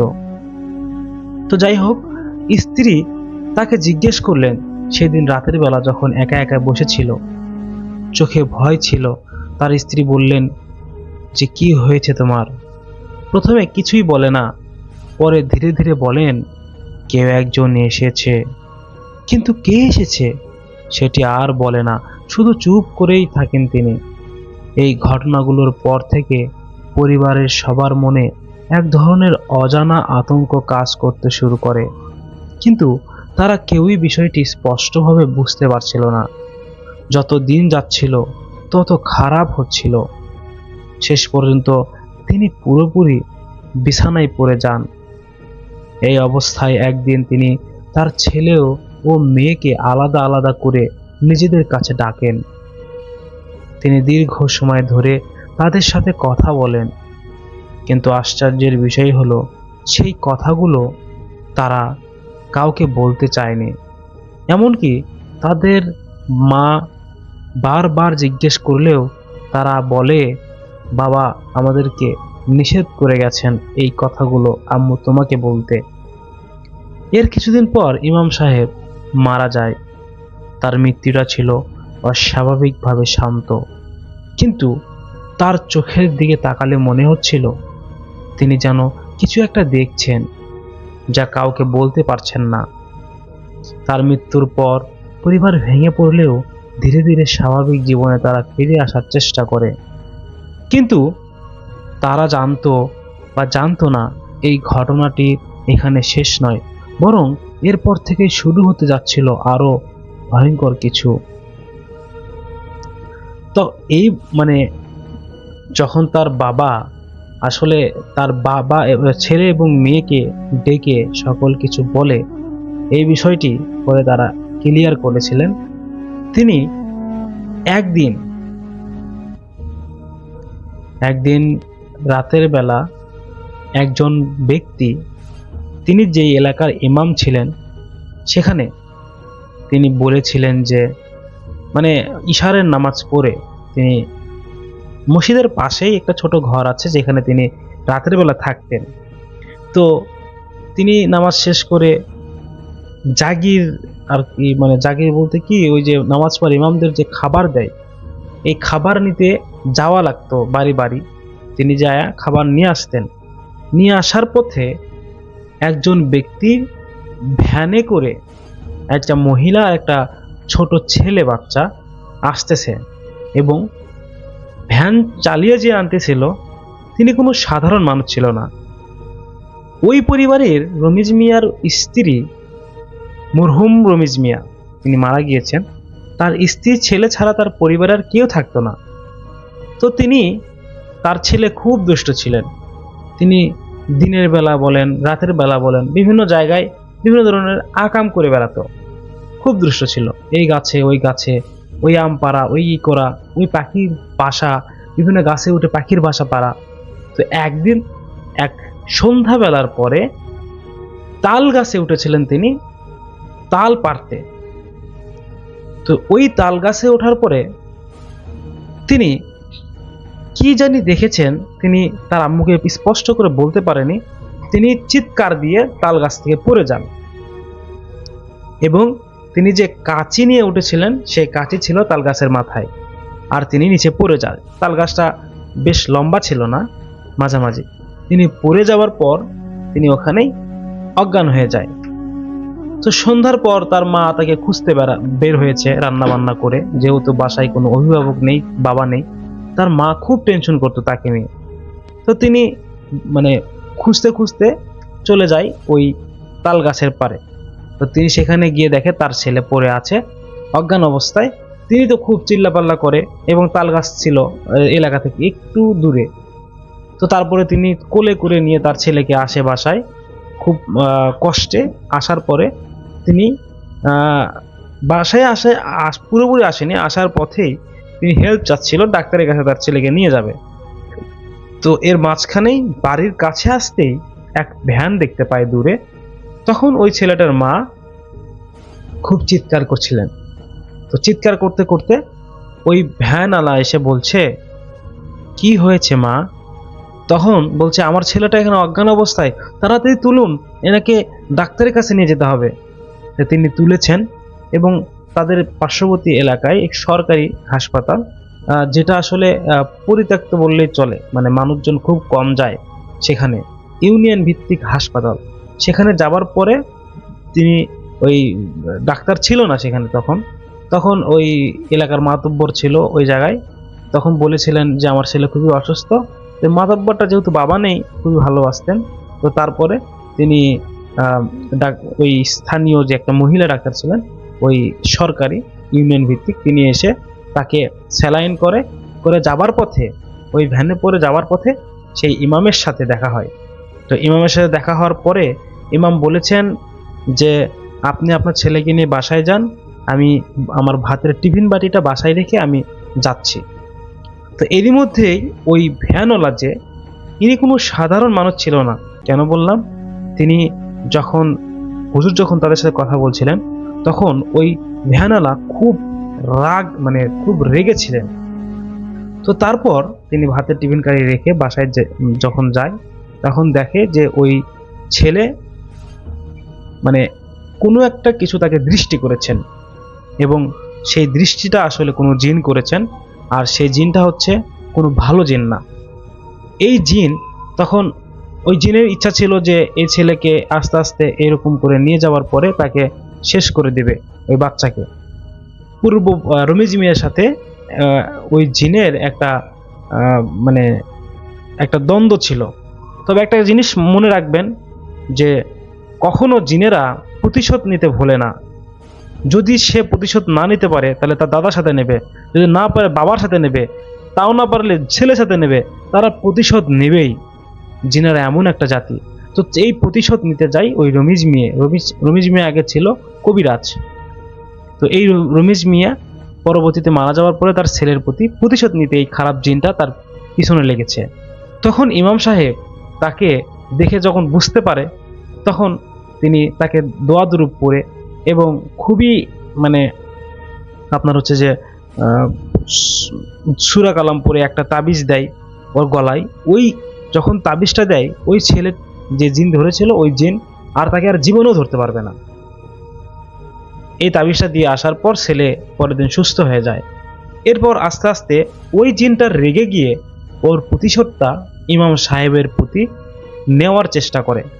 তো একদিন ফজর নামাজের যখন আজান দেবে তার একটু আগে, হুজুর যখন মসজিদ থেকে একটু দূরে হচ্ছে যে অজুখানা, তো অজু করতে যায় সেখানে ওই জিন যাবার পথে ওই হুজুরকে ফলো করে এবং হুজুরকে অনেকভাবে ডিস্টার্ব করে। তো হুজুর তো তখন আনসার পেয়ে গেছে। তখন তিনি ডাইরেক্ট বলেছেন, আমার পিছনে কে, সামনে আয়। যখন সামনে আসে তখন বলেছেন, আসসালামু আলাইকুম, কে আপনি, আমার পিছনে কেন? তখন ওই জিন রেগে বলে, আমি ভালো জিন না, আমি খারাপ জিন, তুই আমার প্রতিশোধ নিতে দিসনি, তোর পরিবার ধ্বংস করব। এই জিন যখন এরা বলে, তখন হুজুর একটু মুচকি হেসে বলে, আমি সারাটা জীবন তোদের মতো খারাপ জিনকে শায়েস্তা করে আসলাম, আর তুই আমার পরিবার ধ্বংস করবি? পারলে করে নিস। তো এরপরে এই জিন যখন এই বিষয়টা তার রাজ্যে গিয়ে সবাইকে বলে, তখন সবাই মিলে সেই হুজুরকে স্বপ্নে দেখাইছে যে তার স্ত্রী এবং তাকে বলিদান দিতে হবে, না হলে তার পুরো পরিবার নষ্ট করে দেবে। তো এরপর ওই জিনগুলো হুজুরকে আক্রমণ করে বিভিন্নভাবে, ঘুমের মধ্যে, বিভিন্ন জায়গায়। তো একদিন এইভাবে করতে করতে তো তিনি এক পর্যায়ে মারাই গেল। তো তারপর এখন ওই জিনগুলো প্রতিশোধ নেবে তার মায়ের প্রতি। এই কথাটাই আসলে ছেলে আর মেয়েকে বলে গিয়েছিল তার বাবা, মানে ইমাম সাহেব। এই কথাটা তারা আর তার মাকে আজও বলেনি। জানে না এখন তার মা কি অবস্থায় আছে, তবে আমরা দোয়া করব যাতে তার আম্মু ভালো থাকে এবং কোনো প্রতিশোধ যেন তার উপর দিয়ে না যায়, যেহেতু ইমাম সাহেবের স্ত্রী ছাড়া তার ছেলেমেয়ের আপন বলতে কেউ থাকবে না। আল্লাহ তাআলা যেন তাদেরকে সুস্থ দান করে। তো এই ছিল ঘটনা, খুবই সুন্দর একটি বাস্তব ঘটনা বলেছেন। যদি আপনাদের কাছে এইরকম ঘটনা থাকে তাহলে অবশ্যই আমাদের কাছে পাঠিয়ে দেবেন। ধন্যবাদ। আসসালামু আলাইকুম। চলে যাচ্ছে মেহমেদের পাঠানো ঘটনায়। ঘটনার সময়কাল তিনি লেখেননি, তিনি মেনশন করেনি এটা কখনকার, বাট বেশ অনেকদিন আগের। কারণ তার সহকর্মী, যার নাম তিনি লিখেছেন শাহিন, তিনি তাকে শাহিন ভাই বলে মেনশন করেছেন। তিনি লিখেছেন তার সহকর্মীর কাছ থেকে তিনি এই ঘটনাটা শুনেছেন এবং তার সহকর্মীর বয়স তখন ছিল 1 বছর। তার মানে বেশ অনেক বছর আগের ঘটনা। সেই শাহিন, তিনি তখন 1 বছর বয়স তার, এবং তার একটা বোন ছিল যার বয়স ছিল 5 বছর, এবং তারা ভাই বোন খেলা করত। তো একদিনকার ঘটনা, এটা গ্রামের ঘটনা। গ্রামে তাদের বাসার সামনের যে অংশটা, সেখানে তারা খেলা করছে ভাই বোন। তো ছোট যে ছিল শাহিন, তখন তিনি কথা বলতে পারতেন না, মানে সেই অল্প 2-1টা ওয়ার্ড বেরোতে 1 বছরের বাচ্চার আর কি বের হয়। তার সাথে তার সেই 5 বছরের বোন, দুজন মিলে খেলা করছিল। আর তার মা বাসার ভেতরে ছিল, মানে ঘরের ভেতরে উঠোন পারবে। তো বাচ্চারা দুজন সেই বাসার সামনের অংশটা খোলা রাস্তার পাশে সেখানে খেলছে। তো অনেকক্ষণ পর তার মা মনে হলো যে তার ছেলে শাহিন কাঁদছে। তো কান্নার শব্দ শুনে তার মা বাইরে এলেন। বাইরে এসে দেখতেছেন তার মেয়ে নাই। তো তিনি এদিক ওদিক তাকাচ্ছেন, মেয়ের নাম ধরে ডাকতেছেন, কিন্তু মেয়েকে পাচ্ছেন না। তো তিনি ছোট বাচ্চাকে বললেন যে তোর বুবু কোথায়, দেখছো? তো ছোট বাচ্চা কিছুই বলতে পারে না, সে নাকি হাত দিয়ে শুধু এরকম দেখা, ও দে। তো ওরকম দেখায়। তো এতটুকু বাচ্চার কি বুঝবে? তো তিনি বাচ্চাকে কোলে নিয়ে নিলেন। কোলে নিয়ে তিনি তাকাচ্ছেন এদিক ওদিকে পাগলের মতো। তারপর চলে গেলেন বাসার পাশে, ক্ষেত বেয়ে নেমে গেলেন, দূরে দেখলেন ক্ষেতের দিকে, এবং ক্ষেতের মধ্যেও হেঁটে গেলেন অনেক দূর। চিৎকার করে মেয়ের নাম ধরে ডাকতেছেন, কোনো সাড়া শব্দ নাই। চারিদিকে শুধু দেখতেছেন বাতাস, ফসলের মাঠ, জাস্ট ফসলগুলো নড়তেছে, কেউ নাই। তো তিনি সেখান থেকে বের হয়ে এসে রাস্তায় গেলেন। রাস্তায় গিয়েও এদিক ওদিক তাকালেন, একেবারে তার পাগল প্রায় অবস্থা। তো তিনি চিৎকার করে কাঁদতে লাগলেন, মেয়েকে পাচ্ছেন না। বাসার ভেতরে চলে আসলেন, বাসার ভেতরে খুঁজলেন, আবার কোথাও নাই। তো তিনি দৌড়াতে দৌড়াতে তাদের নিকটবর্তী যে বাসা ছিল সেখানে গেলেন। সেখানে গিয়ে তিনি খুঁজলেন, তার মনের সান্ত্বনা, তার মেয়ে এত দূর কোনোদিন আসবে না, এতটুকু 5 বছরের বাচ্চা। সেখানেও তিনি পেলেন না। এবং সেই বাড়ির যে অন্যান্য মহিলা ছিল জিজ্ঞেস করলো কি হয়েছে, তিনি বললেন এই ঘটনা। তো সবাই কনসার্ন হয়ে গেল, সবাই তাদের বাড়ির আশপাশ দিয়ে তাও খুঁজলো, নিকটবর্তী যে বাড়িঘর, কারণ তারা জানে যে এতটুকু বাচ্চা আসবে না, তারপরও তারা খুঁজছে, কিন্তু পেল না। তো যখন পায়নি, তখন তাদের ওখানকার একজন খেতে একজন খামারি কাজ করতেছিল, সে বলল যে আমিও তো দেখি নাই, তো আমি এক কাজ করি, ওর বাবাকে খবর দেই। তো সে তাড়াতাড়ি চলে গেল, এবং বেশ খানিকক্ষণ পর তার বাবা কাজ করতো, শাহিন ভাইয়ের বাবার কাজ ছিল বাজারের ওখানে। তো সেখান থেকে কাজের জায়গা থেকে তাকে ডেকে নিয়ে আসলো। তিনি এসে তো একেবারে তার পাগল প্রায় অবস্থা। তিনি বাসায় এসে তার ওয়াইফের দেখতেছেন, ওয়াইফ কাঁদতেছে এবং একেবারে পাগলের মতো হয়ে গেছে। তো অনেক তাদের মাথার মধ্যে টেনশন, পুরো পরিবারের উপর একটা বিভীষিকা নেমে আসলো। খুবই দুঃখী তারা। তো মন খারাপ, চিৎকার করে কাঁদতেছে শাহিনের মা, এবং তার বাবাও চোখ ভেজা, চিন্তা করতেছে কি করবে, আসলে কিছুই করার নাই। একটাই উপায়, তখন তারা চিন্তা করতেছে থানায় যাবে, থানায় যেয়ে বলবে যে এরকম বাচ্চা হারায় গেছে, আর মসজিদের মাইকে একটা অ্যানাউন্সমেন্ট দেবে যে এরকম বাচ্চা হারায় গেছে, এরকম দেখতে যদি কেউ খোঁজ পান আমাদের সাথে যোগাযোগ করবেন। এই তো যখন এগুলো চিন্তা করতেছে, তো এই সময় গ্রামবাসীদের একজন আসলো তাদের বাসায়, এসে শাহিনের আব্বাকে বলল যে ভাই একটা কাজ করতে পারেন, আমাদের পাশের গ্রাম যে আছে ওইখানকার ওই যে দেখছেন জঙ্গলটা, বলে হ্যাঁ, বলে ওইখানে আমরা শুনছি একজন পাগল আছে, এই পাগলের কাছে অনেকে যায়। তো বলতে পাগলের কাছে যে আমি কি করব? বলে পাগলের কাছে অনেকে যায়, অনেকের অনেক কিছু হারাইলে বা কোনো সমস্যা পড়লে পাগলের কাছে যে বলে, এবং পাগল নাকি অনেক কিছু সমাধান করে দিছে, তো আপনি যেয়ে দেখতে পারেন। তো এটা শোনার সাথে সাথেই শাহিনের আম্মার চোখ জলজল করে উঠছে। শাহিনের আব্বা বলতেছে, না আমি পাগল টাগলের কাছে যাবো না, এগুলো আমি বিশ্বাস করি না, এগুলো আর কিচ্ছু না, এইসব আমি বিশ্বাস করি না, এগুলো আমি যাবো না। তো ওই লোক বলছে, দেখেন আপনার ব্যাপার, আমি জাস্ট বললাম যে কারণ আপনারা যেহেতু খুঁজতেছেন বাচ্চারে, এখন আর কেমনি কি করবেন, অনেকে তো অনেক কিছু, অনেকের গরু হারাই গেছিল খুঁজে পাইছে, আরও অনেক কিছু এরকম। তো শাহিনের আব্বা এটাতে বিশ্বাস রাখে না, সে বলছে না আমি ওখানে যাবো না, আমি আগে যাই, যে আমি থানায় যাই করি। আর তার বউকে বললে, তার বউ বলতেছে আপনি যান না, পাগলের কাছে যান না, শাহিনের মা। তো তখন তিনি বলছেন, না খবরদার, এগুলো আমি বিশ্বাস করি না, এগুলো যাইবা না, তুমি ঘরে তোমার কেউ বললেও কিন্তু তুমি যাইবা না বলে তিনি বের হয়ে যান বাসার থেকে। তিনি থানায় যাবেন, থানায় যে মানে রিপোর্ট করবেন এবং মসজিদের মাইকে যে অ্যানাউন্স করবেন, এর জন্য তিনি বের হয়েছেন। তো শাহিনের আম্মা ওই গ্রামবাসী ভদ্রলোক চলে যাওয়ার সময় তাকে জিজ্ঞেস করে যে ভাইজান কোথায়, উনি কোথায় বসেন, কোন জায়গায়? বলে ওই জায়গায়, ওই আমাদের গ্রাম পার হইলেই এরপরে দেখবেন ওই পাশের গ্রামের পাশে জঙ্গল শুরু হয়েছে, জঙ্গলে ওইখানে বসে ভিতরে। আমি তো যাই নাই, শুনছি মানুষের কাছে ভয় পায় নাকি মানুষ যাইতে, দিনে দুপুরে ভয় পায়, ওইটা নাকি এমনি ভয়ের জায়গা। তো তখন শাহিনের আম্মা বলতেছে আমি যদি যাই, বলে আপনি যায়েন না, খবরদার, আপনি মেয়ে মানুষ, আপনি যাবেন কেন, ওই ভাই সাহেব আসলে হেরেই পাঠান বুঝায় টুজায়, বলে সে গ্রামবাসী চলে গেলেন। তো শাহিনের আম্মা দেখতেছে যে তার হাজব্যান্ড গেছে, মিনিমাম ঘন্টাখানেক লাগবে আসতে।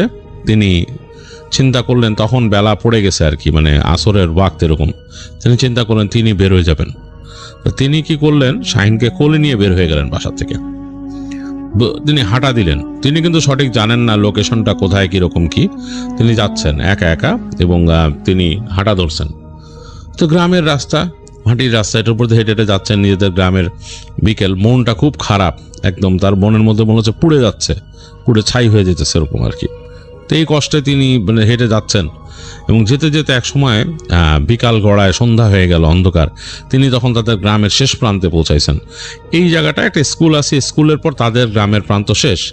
আর এই পড়ন্ত বিকেলে সন্ধ্যার সময় স্কুল বন্ধ হয়ে গেছে, পুরো স্কুল ঘরটাও কেমন খা খা করতেছে। গ্রামের প্রান্ত শেষ হওয়ার পরেই মানে আসলে তাদের গ্রামটা এরকম বেঁকে গেছে, বা দিক দিয়ে এরকম বেঁকে রাস্তাটা অনেকটা কাইন্ড অফ এস এর মতো শেপ নিয়ে ঢুকছে, একটা ইংরেজি এস অক্ষরের মতো। আর ওই জায়গায় দুই পাশে মানে একেবারে এক পাশে বাঁশঝাড়, আরেক পাশে নেমে গেছে রাস্তা, কিছুটা খোলা প্রান্তর, তারপর নদী গেছে বেঁকে। এবং এই নদীর পার শেষে আরও সামনে যে ওখানে আর ক্ষেত নাই, ওখানে বিশাল ঘন গাছগাছালি জন্ম হয়েছে জঙ্গলের মতো। তো তিনি যখন ওই জায়গাটায় পৌঁছাইছেন, সেই যে নদীর বাঁক, এসের বাঁকের কাছে, তখন তিনি দেখতেছেন যে অলরেডি সন্ধ্যা হয়ে গেছে।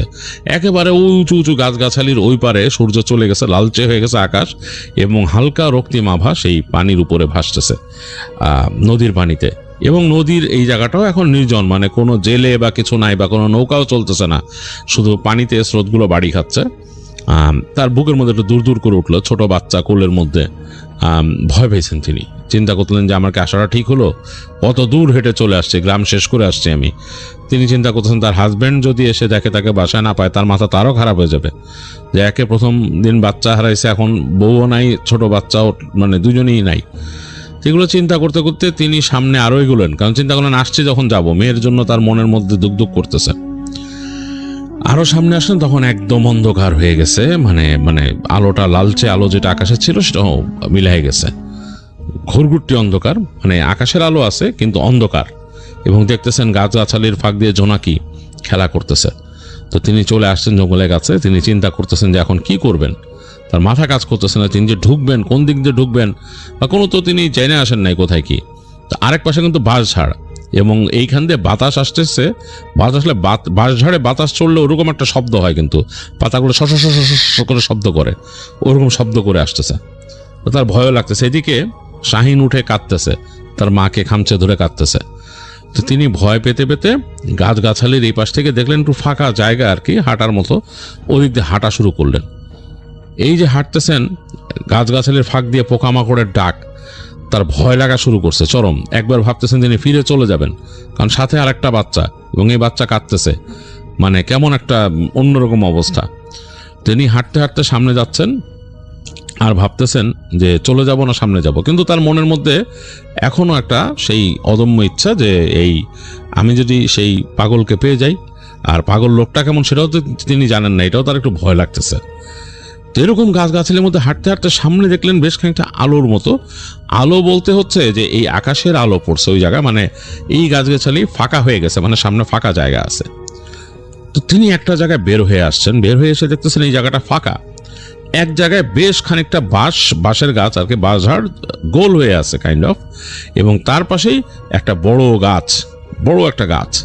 সেই গাছের গোড়ার মধ্যে কেউ একজন বসে আছে, এবং চাঁদের আলো পড়ছে, চাঁদটা আকাশে চাঁদ আছে, সেই চাঁদটা কিন্তু মেঘে ঢেকে যাচ্ছে বারবার, সেটার একটা আলো ঘোলাটে হয়ে জায়গায় নামছে। খুব বেশ রহস্যময়, মানে এই যে বাঁশঝাড়ের মধ্যে আলোটা পড়ছে, এই বাঁশঝাড়ের ফাঁক ফোকর দিয়ে আলোগুলো পড়ে মাটিতে একটা আঁকিবুকি খাচ্ছে, এবং তার মাঝখানে বসে আছে একজন মানুষ, এবং বোঝা যাচ্ছে মানুষ, আকৃতিটা মানুষেরই, এবং কেমন জানি তার বুকটা কেঁপে উঠল। তখন তিনি অবাক হয়ে খেয়াল করলেন তার নাম ধরে কেউ ডাক দিল বেশ ভারী গলায়। তো তিনি একটু মানে থতমত খেয়ে গেলেন, তার নামটা মেনশন করতে চাচ্ছি না, যাই হোক তাকে ডাক দিল, ধরেন এনি একটা মানে যে কোনো একটা নাম, অমক বেগম, এভাবে ডাকলো তাকে। তো তিনি ভয়ে কেঁপে উঠছেন, এরকম কণ্ঠে তাকে কে ডাকলো। তো তিনি নিজের অজান্তে বলে ওঠেন জি, আর তার বাচ্চা জোরে চিৎকার করে কান্না শুরু করলো শাহিন। তো তিনি কাঁপতে কাঁপতে সামনে গেছেন, তিনি বুঝতে পারছেন এটি সে পাগল। তো সে বলল যে বাচ্চার খোঁজে আইছেন আমার কাছে? তো তিনি মানে একদম কাঁপতে কাঁপতে বললেন হ্যাঁ। বলে বাচ্চা তো নিয়ে গেছে। কারা নিছে? তিনি বলতেছেন কারা নিছে? বলে ছেলে ধরায় নিয়ে গেছে, অনেক দূরে নিয়ে গেছে, দেশের বাইরে নিয়ে যাইব। তো তিনি ভয়ে দুঃখে কেঁদে ফেললেন। তিনি কাঁদতে কাঁদতে বললেন কে নিছে আমার সোনারে, কে নিছে, কে নিছে, কই নিয়ে যাইব, কি কন এইসব? তো তখন সেই যে পাগল বসেছিল সে তখন তুই করে বলল কান্দিস না, তোর বাচ্চারা আমি আইনা দেবো, কিন্তু তুই আমারে যা চাই দিতে হইব। তো তখন শাহিনের আম্মা বলল যে কি দিব আপনারে আমি, আমার তো তেমন কিছু নাই। কয় তুই বেশি কিছু দেওয়া লাগবো না, আমি যখন তোর বাচ্চারে নিয়ে আসমু, তোর বাচ্চারে আর আমারে দুধ দিয়ে গোসল করাবি, আর আমার পেট ভরে মিষ্টি খাইতে দিবি। তখন এই শুনে শাহিনের আম্মা অবাক হয়ে গেলেন, এটা তো খুব বেশি কিছু দাবি না। তিনি বললেন যে হ্যাঁ খাওয়ামু, আমার মায়ের আইনা দেন, আমার মায়ের আইনা দেন। তিনি বলতেছেন আমার মায়েরা ছোড়ো মাইয়া বলে কাঁদতেছেন। তখন বলে যে তুই চুপ থাক, তুই চুপ থাক, কান্দিস না, তোর মায়ের পেয়ে যাবি, আমি নিয়ে আসবো 1 সপ্তাহ পর, কিন্তু যা খুশি মনে থাকে জানো, যা লাগবো যা, বাসায় যা। তো তখন শাহিনের আম্মা জিজ্ঞেস করছে আমার বাসা আপনি চিনেন? হ্যাঁ চিনি। তিনি বললেন যে কেমনে চিনেন? বলে এটা তোর জানান লাগবো না, তুই যা, তুই তোর বাসায় যা, তোর গায়ে দেওয়া লাগবো? তো তিনি বললেন যে না আমি যাইতারুম। বলে যা, এখান যে সোজা হাইটটা গেলে রাস্তা পাবি, কোনো চিন্তা নাই, কেউ কিছু কইব না। তো তিনি আস্তে করে ঘুরে হাঁটা শুরু করলেন। তো আর বলছে যে পিছন ফিরে যাবি না, আমার দিকে পিছন ফিরে যাবি না যাওয়ার সময়।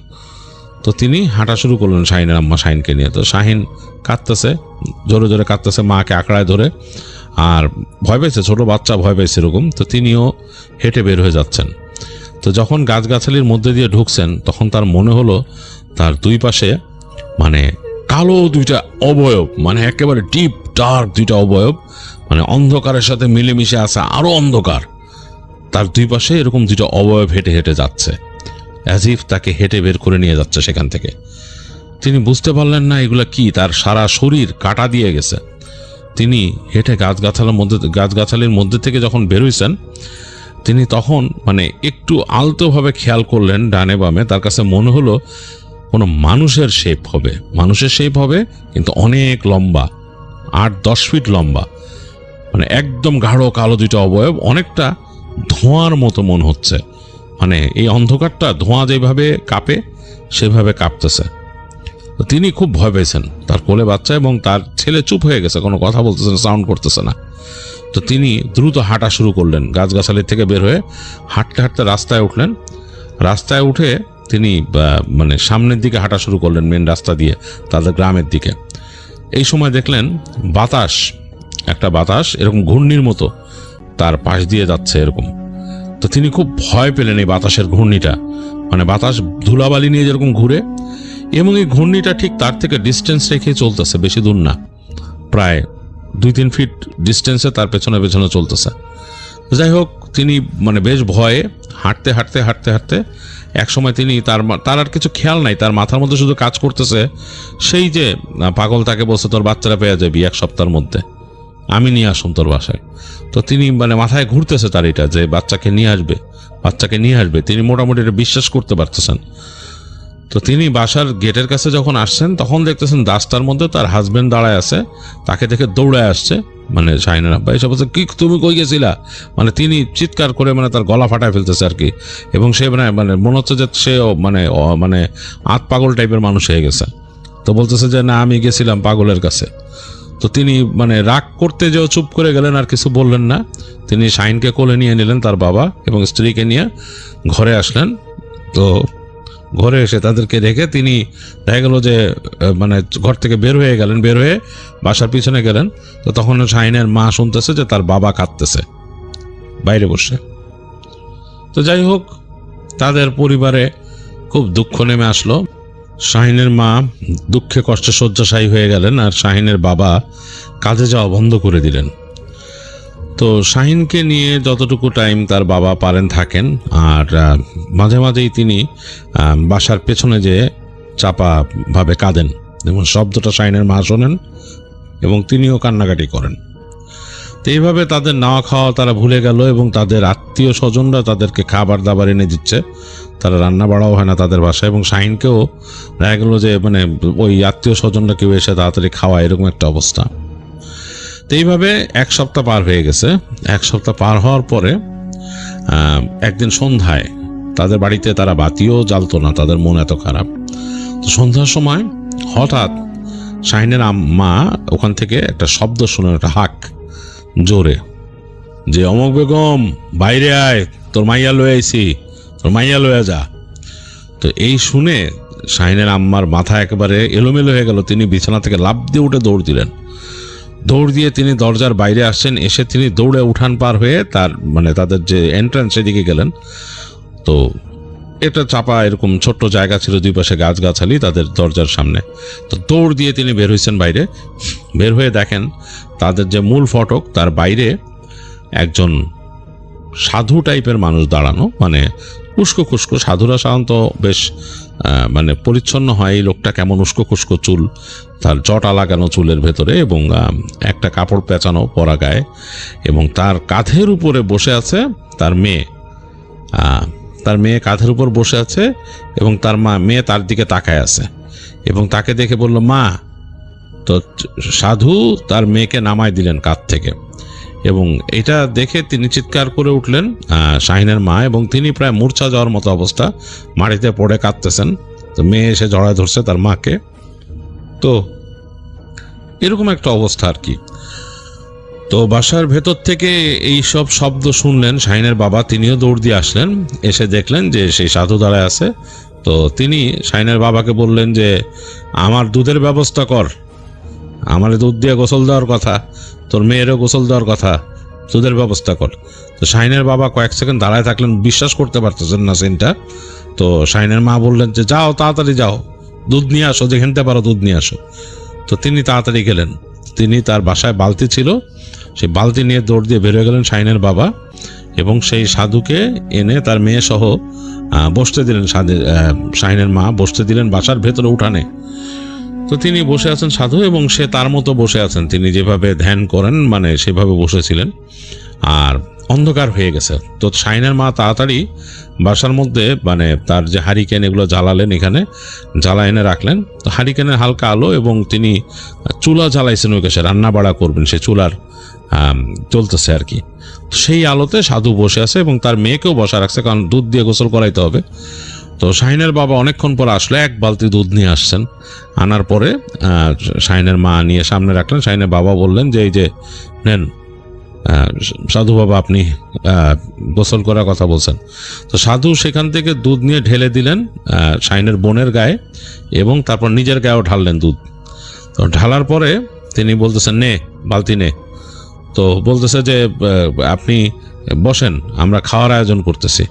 তো সাধু কিছুক্ষণ তাকায় থাকলেন, তাকায় থেকে শাহিনের বাবার মুখের দিকে তাকায় থাকলেন অনেকক্ষণ, মুখের দিকে তাকায় থাকেন, আর কিছু বললেন না। তো শাহিনের বাবা তাড়াতাড়ি তার মেয়েকে কোলে নিয়ে এসে আদর করতে করতে ঘরে ঢুকলেন। আর শাহিনের মা রান্নাঘরে চলে গেলেন, মানে রান্নাঘর বলতে আর কি, তাদের রান্নাঘর হচ্ছে যে প্রায় খোলা, একটা পাশ খোলা এবং এই পাশে চুলা জ্বলতেছে, তাদের সেই লাকড়ির চুলা, সেটাতে উনুন গরম হচ্ছে, তিনি রান্নার আয়োজন করতেছেন। তো তিনি কয়েক সেকেন্ড এই ব্যস্ততার মাঝে তিনি চিন্তা করছেন যে কি রান্না করবেন সাধুর জন্য। তো তারপর তার মনে হচ্ছে তার মেয়ের কথা, মেয়ের কাছে যাওয়ার কথা। তো তিনি বের হয়ে এলেন, রান্নাঘর থেকে বের হয়ে তার ঘরের দিকে যাচ্ছেন। তাকায় দেখেন সাধু নাই সেখানে, মানে জায়গাটা খালি পড়ে আছে। তো তার কাছে লাগলো, আরে সাধু কোথায় গেছেন? সাধু বসলেন, তিনি দৌড় দিয়ে গেলেন, এদিক ওদিক তাকালেন, দেখলেন কোথাও নাই, ক্ষেতের মধ্যেও নাই, বাসার সামনেও নাই, কোথাও নাই। এই তো একটু আগে বসা ছিল, কয়েক সেকেন্ড আগে।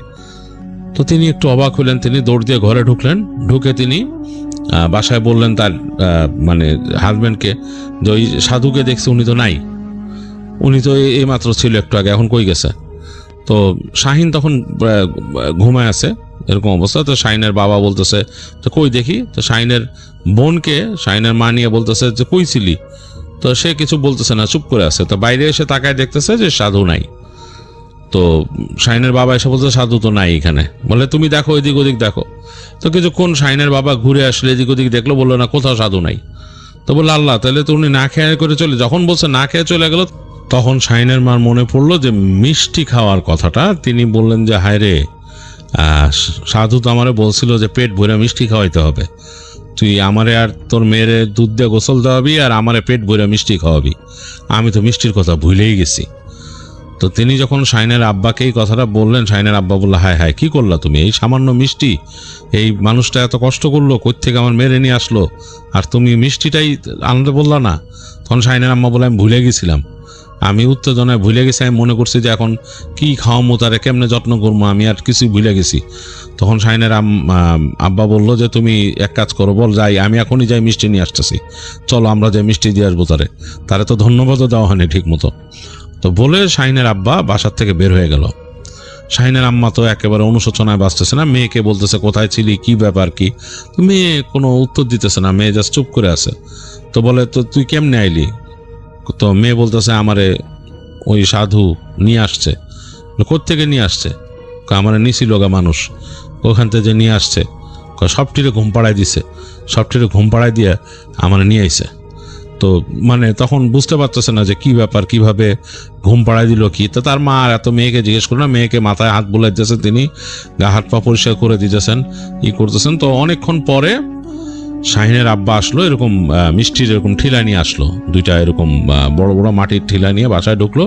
ঢুকে বললো যে এখন তো রাত হয়ে গেছে, তোমার আর যাওয়ার দরকার নাই, তুমি আমারে বলো কোথায় পাইছিলা সাধুরে, সেইখানে যে আমি মিষ্টিটা দিয়ে আসি, ওনারে ধন্যবাদ দিয়ে আসি, আর এই যে মিষ্টিটা যে আমরা ওই সময় আনি না, এর লেগে ওনার কাছে মাপ চাই আসি, যে আপনি কিছু মনে নিয়েন না। তো শাহিনের আম্মা বললো যে এই দিক দিয়ে এরকম যাও, ওই গ্রাম শেষ হলে এরকম তিনি বলে দিলেন লোকেশন। তো শাহিনের আব্বা মিষ্টির ঠিলা দুইটা নিয়ে রওনা দিল। তিনি বেশ ভারী, তিনি অনেক মিষ্টি কিনছে, দোকানে যা মিষ্টি ছিল নিয়ে নিছেন তিনি। তো নিয়ে তিনি হাঁটতেছেন, হাঁটতে হাঁটতে সেই পথ পার হয়ে সেই যে গাছগাছালির কাছে চলে আসছেন। রাত, বাতাস চলতেছে, বেশ বাতাস, এবং ওই দিন অনেক মেঘ ছিল, মেঘে চাঁদ ঢেকে আছে, আকাশটা মনে হইতেছে একদম ঘোলাটে একটা সাদাটে একটা ভাব আকাশের মধ্যে। তো তিনি যখন গাছগাছালির কাছে আসছেন, তিনি বুঝতে পারছেন না কোন দিক দিয়ে ঢুকবেন। তো চিন্তা করলেন যে এদিক দিয়েই মনে হয় ঢোকার রাস্তা, মোটামুটি জায়গাটা একটু পাতলা, সেখান থেকে তিনি ঢুকে গেলেন মিষ্টির ঠিলা হাতে। তো ঢোকার পর তার কাছে মনে হচ্ছে আশেপাশে অনেক মানে কোনো এক্সিস্টেন্স আছে মানুষের, যারা ফিসফাস করতেছে আশেপাশে, কথা বলতেছে কিছু। তিনি স্পষ্ট শুনতেছেন, মনে হয় মানুষ কথা বলতেছে আশেপাশে ফিসফিস করে। তো তিনি একটু ভয় পেয়ে গেলেন যে এই অন্ধকারে গাছগাছালির মধ্যে কে থাকবে ফিসফিস করে কথা বলবে। তো একটা জায়গায় তিনি ওরকম দেখলেন, ফিকে হয়ে আসছে বাইরে। তখন বের হয়ে দেখতেছেন ওখানে আসলেই কেউ একজন আসন দিয়ে বসে আছে। তো উনি যখন কাছে গেলেন, সাথে সাথে দেখলো যে সেই যে আসন দিয়ে বসে আছে, সে মাথা ঘুরালো তার দিকে, তার চোখ দুটো ভাটার মতো জ্বলতেছে, জল জল করতেছে, যেমন অন্ধকারে বিড়ালের চোখ জ্বলে সেরকম। এবং তার দিকে অসংখ্য ইট উড়ে আসলো, লাইক মাটির ঢেলাগুলো যে থাকে খেতে, সেগুলা অসংখ্য ঠাস ঠাস এদিক ওদিক উড়ে আসলো, মানে তার গায়ের মধ্যে লাগলো, মানে কঠিন অবস্থা। এবং একটা ঢেলা লেগে তার মিষ্টির ঠিলা ফেটে গেল, মানে মাটির ঠিলা ছিল, ফেটে টুকরো হয়ে মিষ্টি পড়ে গেল ওইখানে। তো তিনি ভয়ে মানে কি বলবেন বুঝে পাচ্ছেন। তিনি বলতেছেন যে সাধু সাধু বাবা, আমাকে আমাকে এরকম মেরেন না, আমি আপনার জন্য মিষ্টি নিয়ে আসছিলাম, যা তোর মিষ্টি নিয়ে এখান থেকে ভাগ, তোরা মানুষ বড়ই বেইমান তোরা, তোদের জন্য কোনো উপকার করে কোনো হয় না, তোরা বেইমান, তোরা কথা রাখতে পারস না, এনতে যা, তোর মিষ্টি লাগবো না, তোর মিষ্টি তুই খা বলে মানে তাকে ধমক দিলেন, বলে বাইরে যা এখনই। তো তিনি ভয়ের চোটে আসলে শাহিনের আব্বার আর সাহস হলো না, তিনি ওই হাত থেকে যতটুকু মিষ্টির যে ঠিলা যা ছিল রেখে তিনি ওখান থেকে দৌড় দিলেন। তো দৌড়ায় বের হয়ে আসছেন এবং তার ওই পর্যন্ত তিনি যতক্ষণ গাছের বাইরে পর্যন্ত আসছেন অনেকক্ষণ পর্যন্ত তার আশেপাশে সেই ঢিল পড়ছে। তো ঢিল পড়ার পরে তিনি অবাক হয়ে গেলেন যে এটা কি ব্যাপার, এটা কি ঘটলো এবং আমি কি দেখলাম। এই যে সাধু চোখগুলো জ্বলতেছে, মানে তার চোখগুলো জ্বলতেছিল কেমনে, সে কি মানুষ না অন্য কিছু। তো এই চিন্তা করে তিনি আস্তে আস্তে হাঁটতেছেন আর মনে করতেছেন আমি তো মিষ্টি নিয়ে গেছিলাম, উনি আমার খেদাই দিলে কি করবে, এটা তো আমাদের দোষ না। হ্যাঁ, এই চিন্তা করতে করতে তিনি আসলেন বাসায়, এসে পরিষ্কার তার গায়ের মধ্যে রস টস লেগে গেছিল মিষ্টির, এগুলো তিনি পরিষ্কার হলেন, তার স্ত্রীকে বললেন কি ঘটছে। তো যাই হোক, তো তারা স্বামী স্ত্রী এবং তার বাচ্চারা তারা অনেক দিন পর একসাথে আবার শুইলেন এবং রাত্রে তারা মানে কথা বলতে বলতে ঘুমাইলেন। তবে মনের মধ্যে তাদের খটকা লেগেই থাকলো যে সাধু মিষ্টিটা নিল না, তাকে খাওয়ানো হলো না, তার সাথে কথাও বলা হলো না। তো পরদিন দিনের বেলা চিন্তা করলেন শাহিনের আব্বা যে এখন তো দিন হয়েছে, এখন তো পরিবেশ একটু অন্যরকম, যাই সাধুর কাছে যাই, তাকে যে আবার একটু বলে আসি যে আমাদের ভুল হয়েছিল, মনে ছিল না। তো তিনি সকালবেলা আবার যে মিষ্টি কিনলেন, মিষ্টি কিনে তিনি মানে রওনা দিলেন ওদিকে। তো হেঁটে হেঁটে গেছেন, দিনের বেলা আর এতটা লাগতেছে না সেই জায়গাটা। তো হাঁটতে হাঁটতে হাঁটতে হাঁটতে তিনি বের হয়ে গেলেন। বের হয়ে গিয়ে তিনি সেই যে ওই গাছগাছালির মধ্যে দিয়ে ঢুকে একদম ফাঁকা জায়গাটা আসলেন, সে দেখলেন ওখানে সাধু নাই, মানে কেউ নাই, ওই জায়গাটা ফাঁকা, খা খা করতেছে। তো তিনি যখন ওই হেঁটে চলে আসবেন তখন তিনি একটা ফোঁস করে শব্দ শুনলেন, বেশ জোরে একটা ফোঁস করে শব্দ হলো। তো তাকায় দেখতেছেন পেছনে গাছগাছালির মধ্যে একটা বড় সাপ কয়েল করে বসে আছে। এটা কিং কোবরা হবে, বেশ বড় উঁচু, প্রায় তার ফনা 2-2.5 ফিট উপরে মাটির থেকে, ফোঁস করতেছে, মানে মুখ বের করে জিভ বের করে ফোঁস করতেছে ফনা তুলে। সে ফনার ব্যাস এত বড়, এরকম বিশাল। তো তিনি তাড়াতাড়ি ওখান থেকে আর তিনি মিষ্টিটা নিলেন না, তিনি বুঝলেন এখানে অলৌকিক কোনো ব্যাপার আছে। তিনি মিষ্টির যে হাঁড়ি দুটা নিয়েছিলেন রেখে তিনি ওখান থেকে দৌড় দিয়ে আবার গাছগাছালির মধ্যে ঢুকে যান। ঢুকে তিনি বের হয়ে আসেন এবং বের হয়ে এসে যাওয়ার সময় তিনি বলতে থাকেন, সকল প্রশংসা আল্লাহ তাআলার, যার দয়া আমার সন্তানকে ফেরত পাইছি।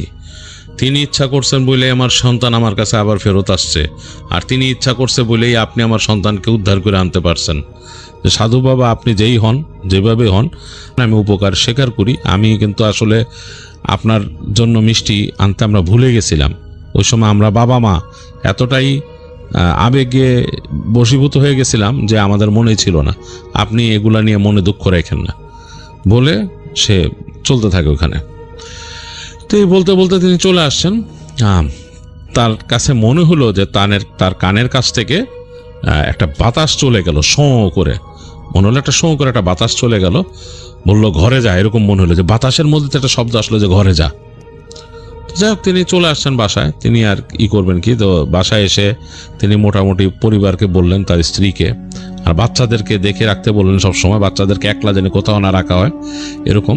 তো যাই হোক, তাদের এইভাবে সময় পার হলো। তো তিনি পরবর্তীতে শুনছিলেন সেখানকার একজন মানুষের কাছে, মুরব্বী একজন মানুষ, তিনি বলছিলেন যে ওইখানে যে মানুষ বলে পাগল বসে থাকে বা সাধু অনেকে বলে, বা তুমিও বলছো যে সাধুরে তুমি দেখছিলা, ওইটা আসলে মানুষ ছিল না, জিন। ওর সাথেও ওখানে ওর জিনের থাকতো। তো পরবর্তীতে যেহেতু তোমরা এখানে চলে যায়, এরকম ঘটনা ঘটছে, ওইখান থেকে সইরা অন্য কোথাও থাকে সে, হয়তো গেলে কখনো দেখা পাবা, কখনো পাবা না, এই। তো যাই হোক, এর উপকারী জিন, খারাপ জিন না, সে অনেক বয়স্ক, অনেক তার বয়স হয়েছে এবং সে উপকারী জিন, উপকার তো করছেই তোমাদের। তো এই কথা নাকি এক মুরব্বী বলছিল। তো এই ছিল মেহমেদের পাঠানো ঘটনা। মেহমেদ তার সহকর্মী শাহিন, যার ঘটনা, যার বোন হারায় গেছিল, তার ঘটনাটা আমাদের সাথে শেয়ার করলো এবং সে আমাকে রিকোয়েস্ট করেছিল আমি যেন আমার মতো করে ঘটনাটা আপনাদের কাছে শেয়ার করি। তা আমি সেভাবেই শেয়ার করলাম।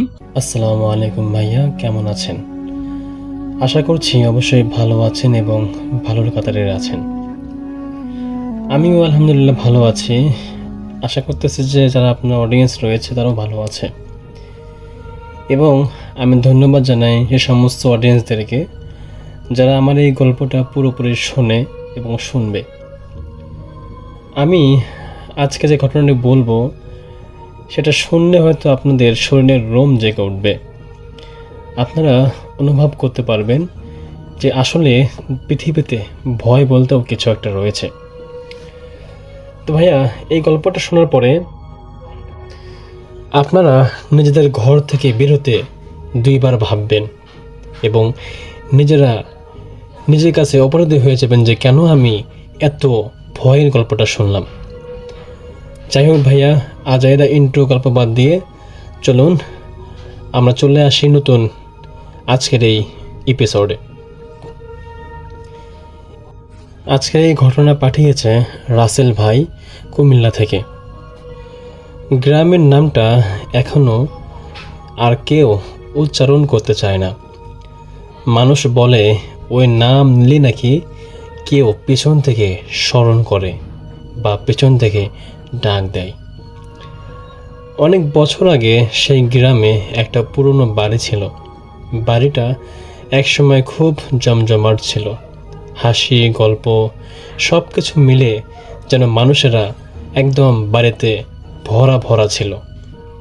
কিন্তু হঠাৎ এক রাতেই সব কিছু যেন একদম বদলে যায়। সেদিন রাতটা ছিল অমাবস্যা। আকাশে চাঁদ নেই, চারপাশে ঘন অন্ধকার। হঠাৎ গ্রামের মানুষজন শুনতে পায় একটা মেয়ের কান্নার শব্দ। কান্নাটা আসছিল ওই বাড়ির ভেতর থেকে। কেউ প্রথমে গুরুত্ব না দিলেও পরে সবাই গুরুত্ব দেয়। যখন কেউ প্রথম গুরুত্ব দেয়নি, সবাই মনে করেছিল যে হয়তো কারো পারিবারিক ঝামেলা শুরু হয়েছে। কিন্তু তখনও কান্নাটা একদমই থামেনি, বরং যত রাত বাড়তে থাকে তত ভয়ঙ্কর হতে থাকে কান্নার শব্দটা। সকালে সবাই সাহস করে কয়েকজন গ্রামবাসী বাড়িটার ভেতরে ঢোকে, কিন্তু তারা যা দেখেছিল তা দেখার জন্য তারা মোটেও প্রস্তুত ছিল না। যখন কয়েকজন মিলে গ্রামবাসীরা সে বাড়িটির ভেতর ঢোকে, দেখে যে সেটা আজও কেউ ভুলতে পারেনি যা দেখেছিল। দেখল যে ঘরের মাঝখানে একটা মেয়ে পড়েছিল, চোখ দুটো খোলা, মুখে এক অদ্ভুত হাসি, কিন্তু শরীর ছিল প্রচণ্ড রকমের ঠান্ডা। তারপর থেকে শুরু হলো আসল সব ভয়ানক ঘটনা। প্রতিদিন রাত 12টার পর ওই বাড়ি থেকে আবার সেই কান্নার শব্দ শোনা যেত। কখনো কান্না, কখনো বা হাসি। যারা সাহস করে কাছে যেত তারা বলতো যে ভেতরে কেউ তো হাঁটছে, ধীরে ধীরে, খুব ধীরে। মেঝেতে কারো পায়ের শব্দ যেন স্পষ্ট কানে ভেসে আসে, ঠক ঠক করে। কিন্তু দরজা খুললেই কেউ নেই। একদিন গ্রামের এক যুবক ঠিক করলো সে এই বাড়ির সত্যিটা উদ্ঘাটন করেই ছাড়বে। তার নাম ছিল রাশেদ। রাশেদ রাতে একা ওই বাড়িতে ঢুকে পড়ে। তার হাতে শুধু একটা টর্চ লাইট আর মোবাইল ফোন ছিল। সে ভেতরে ঢুকেই বুঝতে পারলো এই বাড়ির বাতাসটা স্বাভাবিক না, যেন অস্বাভাবিকভাবে বাতাসটা বয়ে যাচ্ছে। একটা ঠান্ডা অনুভূতি, মনে হচ্ছিল যে কেউ তাকে দেখছে। হঠাৎ রাশেদের হাতে থাকা টর্চ লাইটটা একদম নিভে গেল। চারপাশে পরিপূর্ণ অন্ধকারে ছেয়ে গেল। ঠিক তখনই তার কানের কাছে একটা ফিসফিস শব্দ এলো, তুমি কেন আসছো? রাশেদ কাঁপতে থাকে। সে ধীরে ধীরে পেছনে তাকায়, কিন্তু পেছনে কেউ নেই। হঠাৎ মোবাইলের আলো জ্বলে ওঠে, আর সেই আলোয় সে দেখতে পায় ঘরের কোণে দাঁড়িয়ে আছে সেই মেয়েটা। চুলগুলো মুখ ঢেকে রেখেছে, কিন্তু ঠোঁটের কোণে একটা ভয়ঙ্কর হাসি যেন ছল ছল করছে। এবং ধীরে ধীরে 1 পা 2 পা করে সেই মেয়েটি রাশেদের দেখে এগিয়ে আসছে। রাশেদ যখন এমন পরিস্থিতির শিকার হলো, সে দৌড়তে চাইল, কিন্তু তার পা যেন আটকে গেছে। মেয়েটা তার একদম সামনে এসে দাঁড়ায়, তারপর খুব ধীরে ধীরে মুখ তুলে বলে, আমাকে এখানে রেখে তুমি কি এখান থেকে চলে যাবে? এমন কথা বলার পর রাশেদের হুঁশ থাকে না, রাশেদ অজ্ঞান হয়ে পড়ে যায়। পরের দিন সকালে গ্রামের মানুষজন বাড়ির সামনে রাশেদের মোবাইলটা পড়ে থাকতে দেখে, কিন্তু রাশেদ সে আর কখনোই ফিরে আসেনি। লোকে মুখে শোনা যায় এখনও নাকি রাত 12টার পর ওই বাড়ির পাশ দিয়ে গেলে 2টা শব্দ শোনা যায়। একটা হলো মেয়ের কান্না, আরেকটা হলো ছেলের আত্মচিৎকার, আর মাঝে মাঝে কেউ ফিস ফিস করে বলে, তুমিও কি আমার মতো ভেতরে আসবে? যাই হোক, রাশেদ হারিয়ে যাওয়ার পর গ্রামটা পুরোপুরিভাবে বদলে গেল। সন্ধ্যা নামার আগেই সবাই নিজ ঘরের দরজা বন্ধ করে দিত। কেউ আর ওই বাড়ির দিকে ভুল করেও তাকাতো না। কিন্তু ভয় কি কখনো থেমে থাকে? রাশেদের ছোট ভাই সাইফ, সে কিছুতেই মানতে পারছিল না যে তার বড় ভাই হঠাৎ করেই উধাও হয়ে গেছে। তার মনে হচ্ছিল যে রাশেদ এখনো বেঁচে আছে, হয়তো বা কোথাও সে আটকে আছে। একবার রাতের বেলা সবাই ঘুমিয়ে পড়ার পর রাশেদের ছোট ভাই সাইফ চুপচাপ বেরিয়ে গেল তার গন্তব্যে।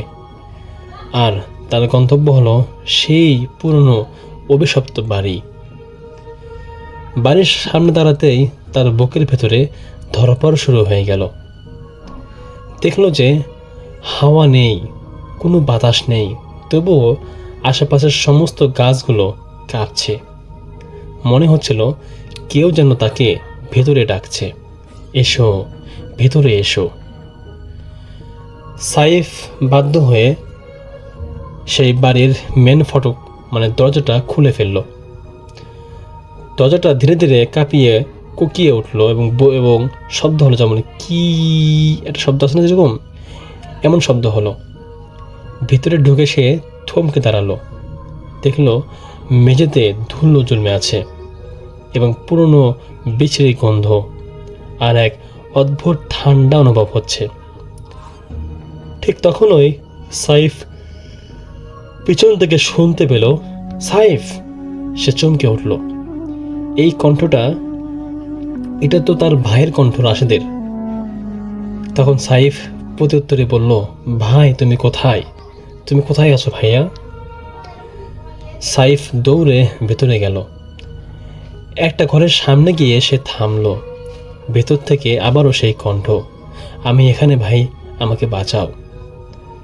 সাইফ দরজাটা খুলে ফেলল, কিন্তু ভেতরে ঢুকে সে যা দেখল তার রক্ত জমে গেল। ঘরের মাঝখানে দাঁড়িয়ে আছে রাশেদ, কিন্তু ওটা আসল রাশেদ না। তার চোখ পুরোপুরি কালো হয়েছিল, মুখও বিকৃত হাসি ছিল, আর তার পিছনে দাঁড়িয়ে আছে সেই মেয়েটা। মেয়েটা ধীরে ধীরে বলল, তুমি তাকে নিতে আসছো? সাইফ কাঁপতে কাঁপতে বলল, ও আমার ভাই, তাকে ছেড়ে দাও প্লিজ। হঠাৎ রাশেদ হাসতে শুরু করলো, একটা অদ্ভুত ভয়ঙ্কর হাসি, এবং সে বলল, আমি আর তোমার ভাই না রে পাগল। তারপর ঘরের সব দরজা জানালা নিজে থেকে বন্ধ হয়ে গেল। অন্ধকার বাড়ি, অন্ধকার ঘর, শুধু একটাই ফিসফিস শব্দ এলো, এখান থেকে কেউ আর বের হতে পারে না। পরদিন সকালে গ্রামের মানুষজন আবারও সেই বাড়ির সামনে কিছু একটা দেখতে পেল। দেখলো 2টো জিনিস পড়ে আছে, একটা হলো সাইফের স্যান্ডেল, আর একটা হলো ভাঙা মোবাইল। তো ভাইয়া, এই ছিল আজকের ঘটনাটি। আশা করছি আপনারা এই ঘটনা মন দিয়ে অনুভব করেছেন এবং আপনাদের অবশ্যই ভালো লেগেছে। যদি ভালো লাগে আপনারা অবশ্যই একটা লাইক, কমেন্ট এবং সাবস্ক্রাইব করবেন এবং একটা ইতিবাচক কমেন্ট করে রাখবেন। আমরা আপনাদের সমস্ত কমেন্টগুলো পড়ি এবং আমরা আপনাদের কমেন্ট দেখলে খুব খুশি হই। আমাদের মধ্যে গল্প বলার নতুন একটা অভিজ্ঞতা জেগে ওঠে। ধন্যবাদ, দেখা হচ্ছে পরবর্তী এপিসোডে। ততক্ষণ পর্যন্ত সকলে ভালো থাকবেন, সুস্থ থাকবেন। আল্লাহ হাফেজ।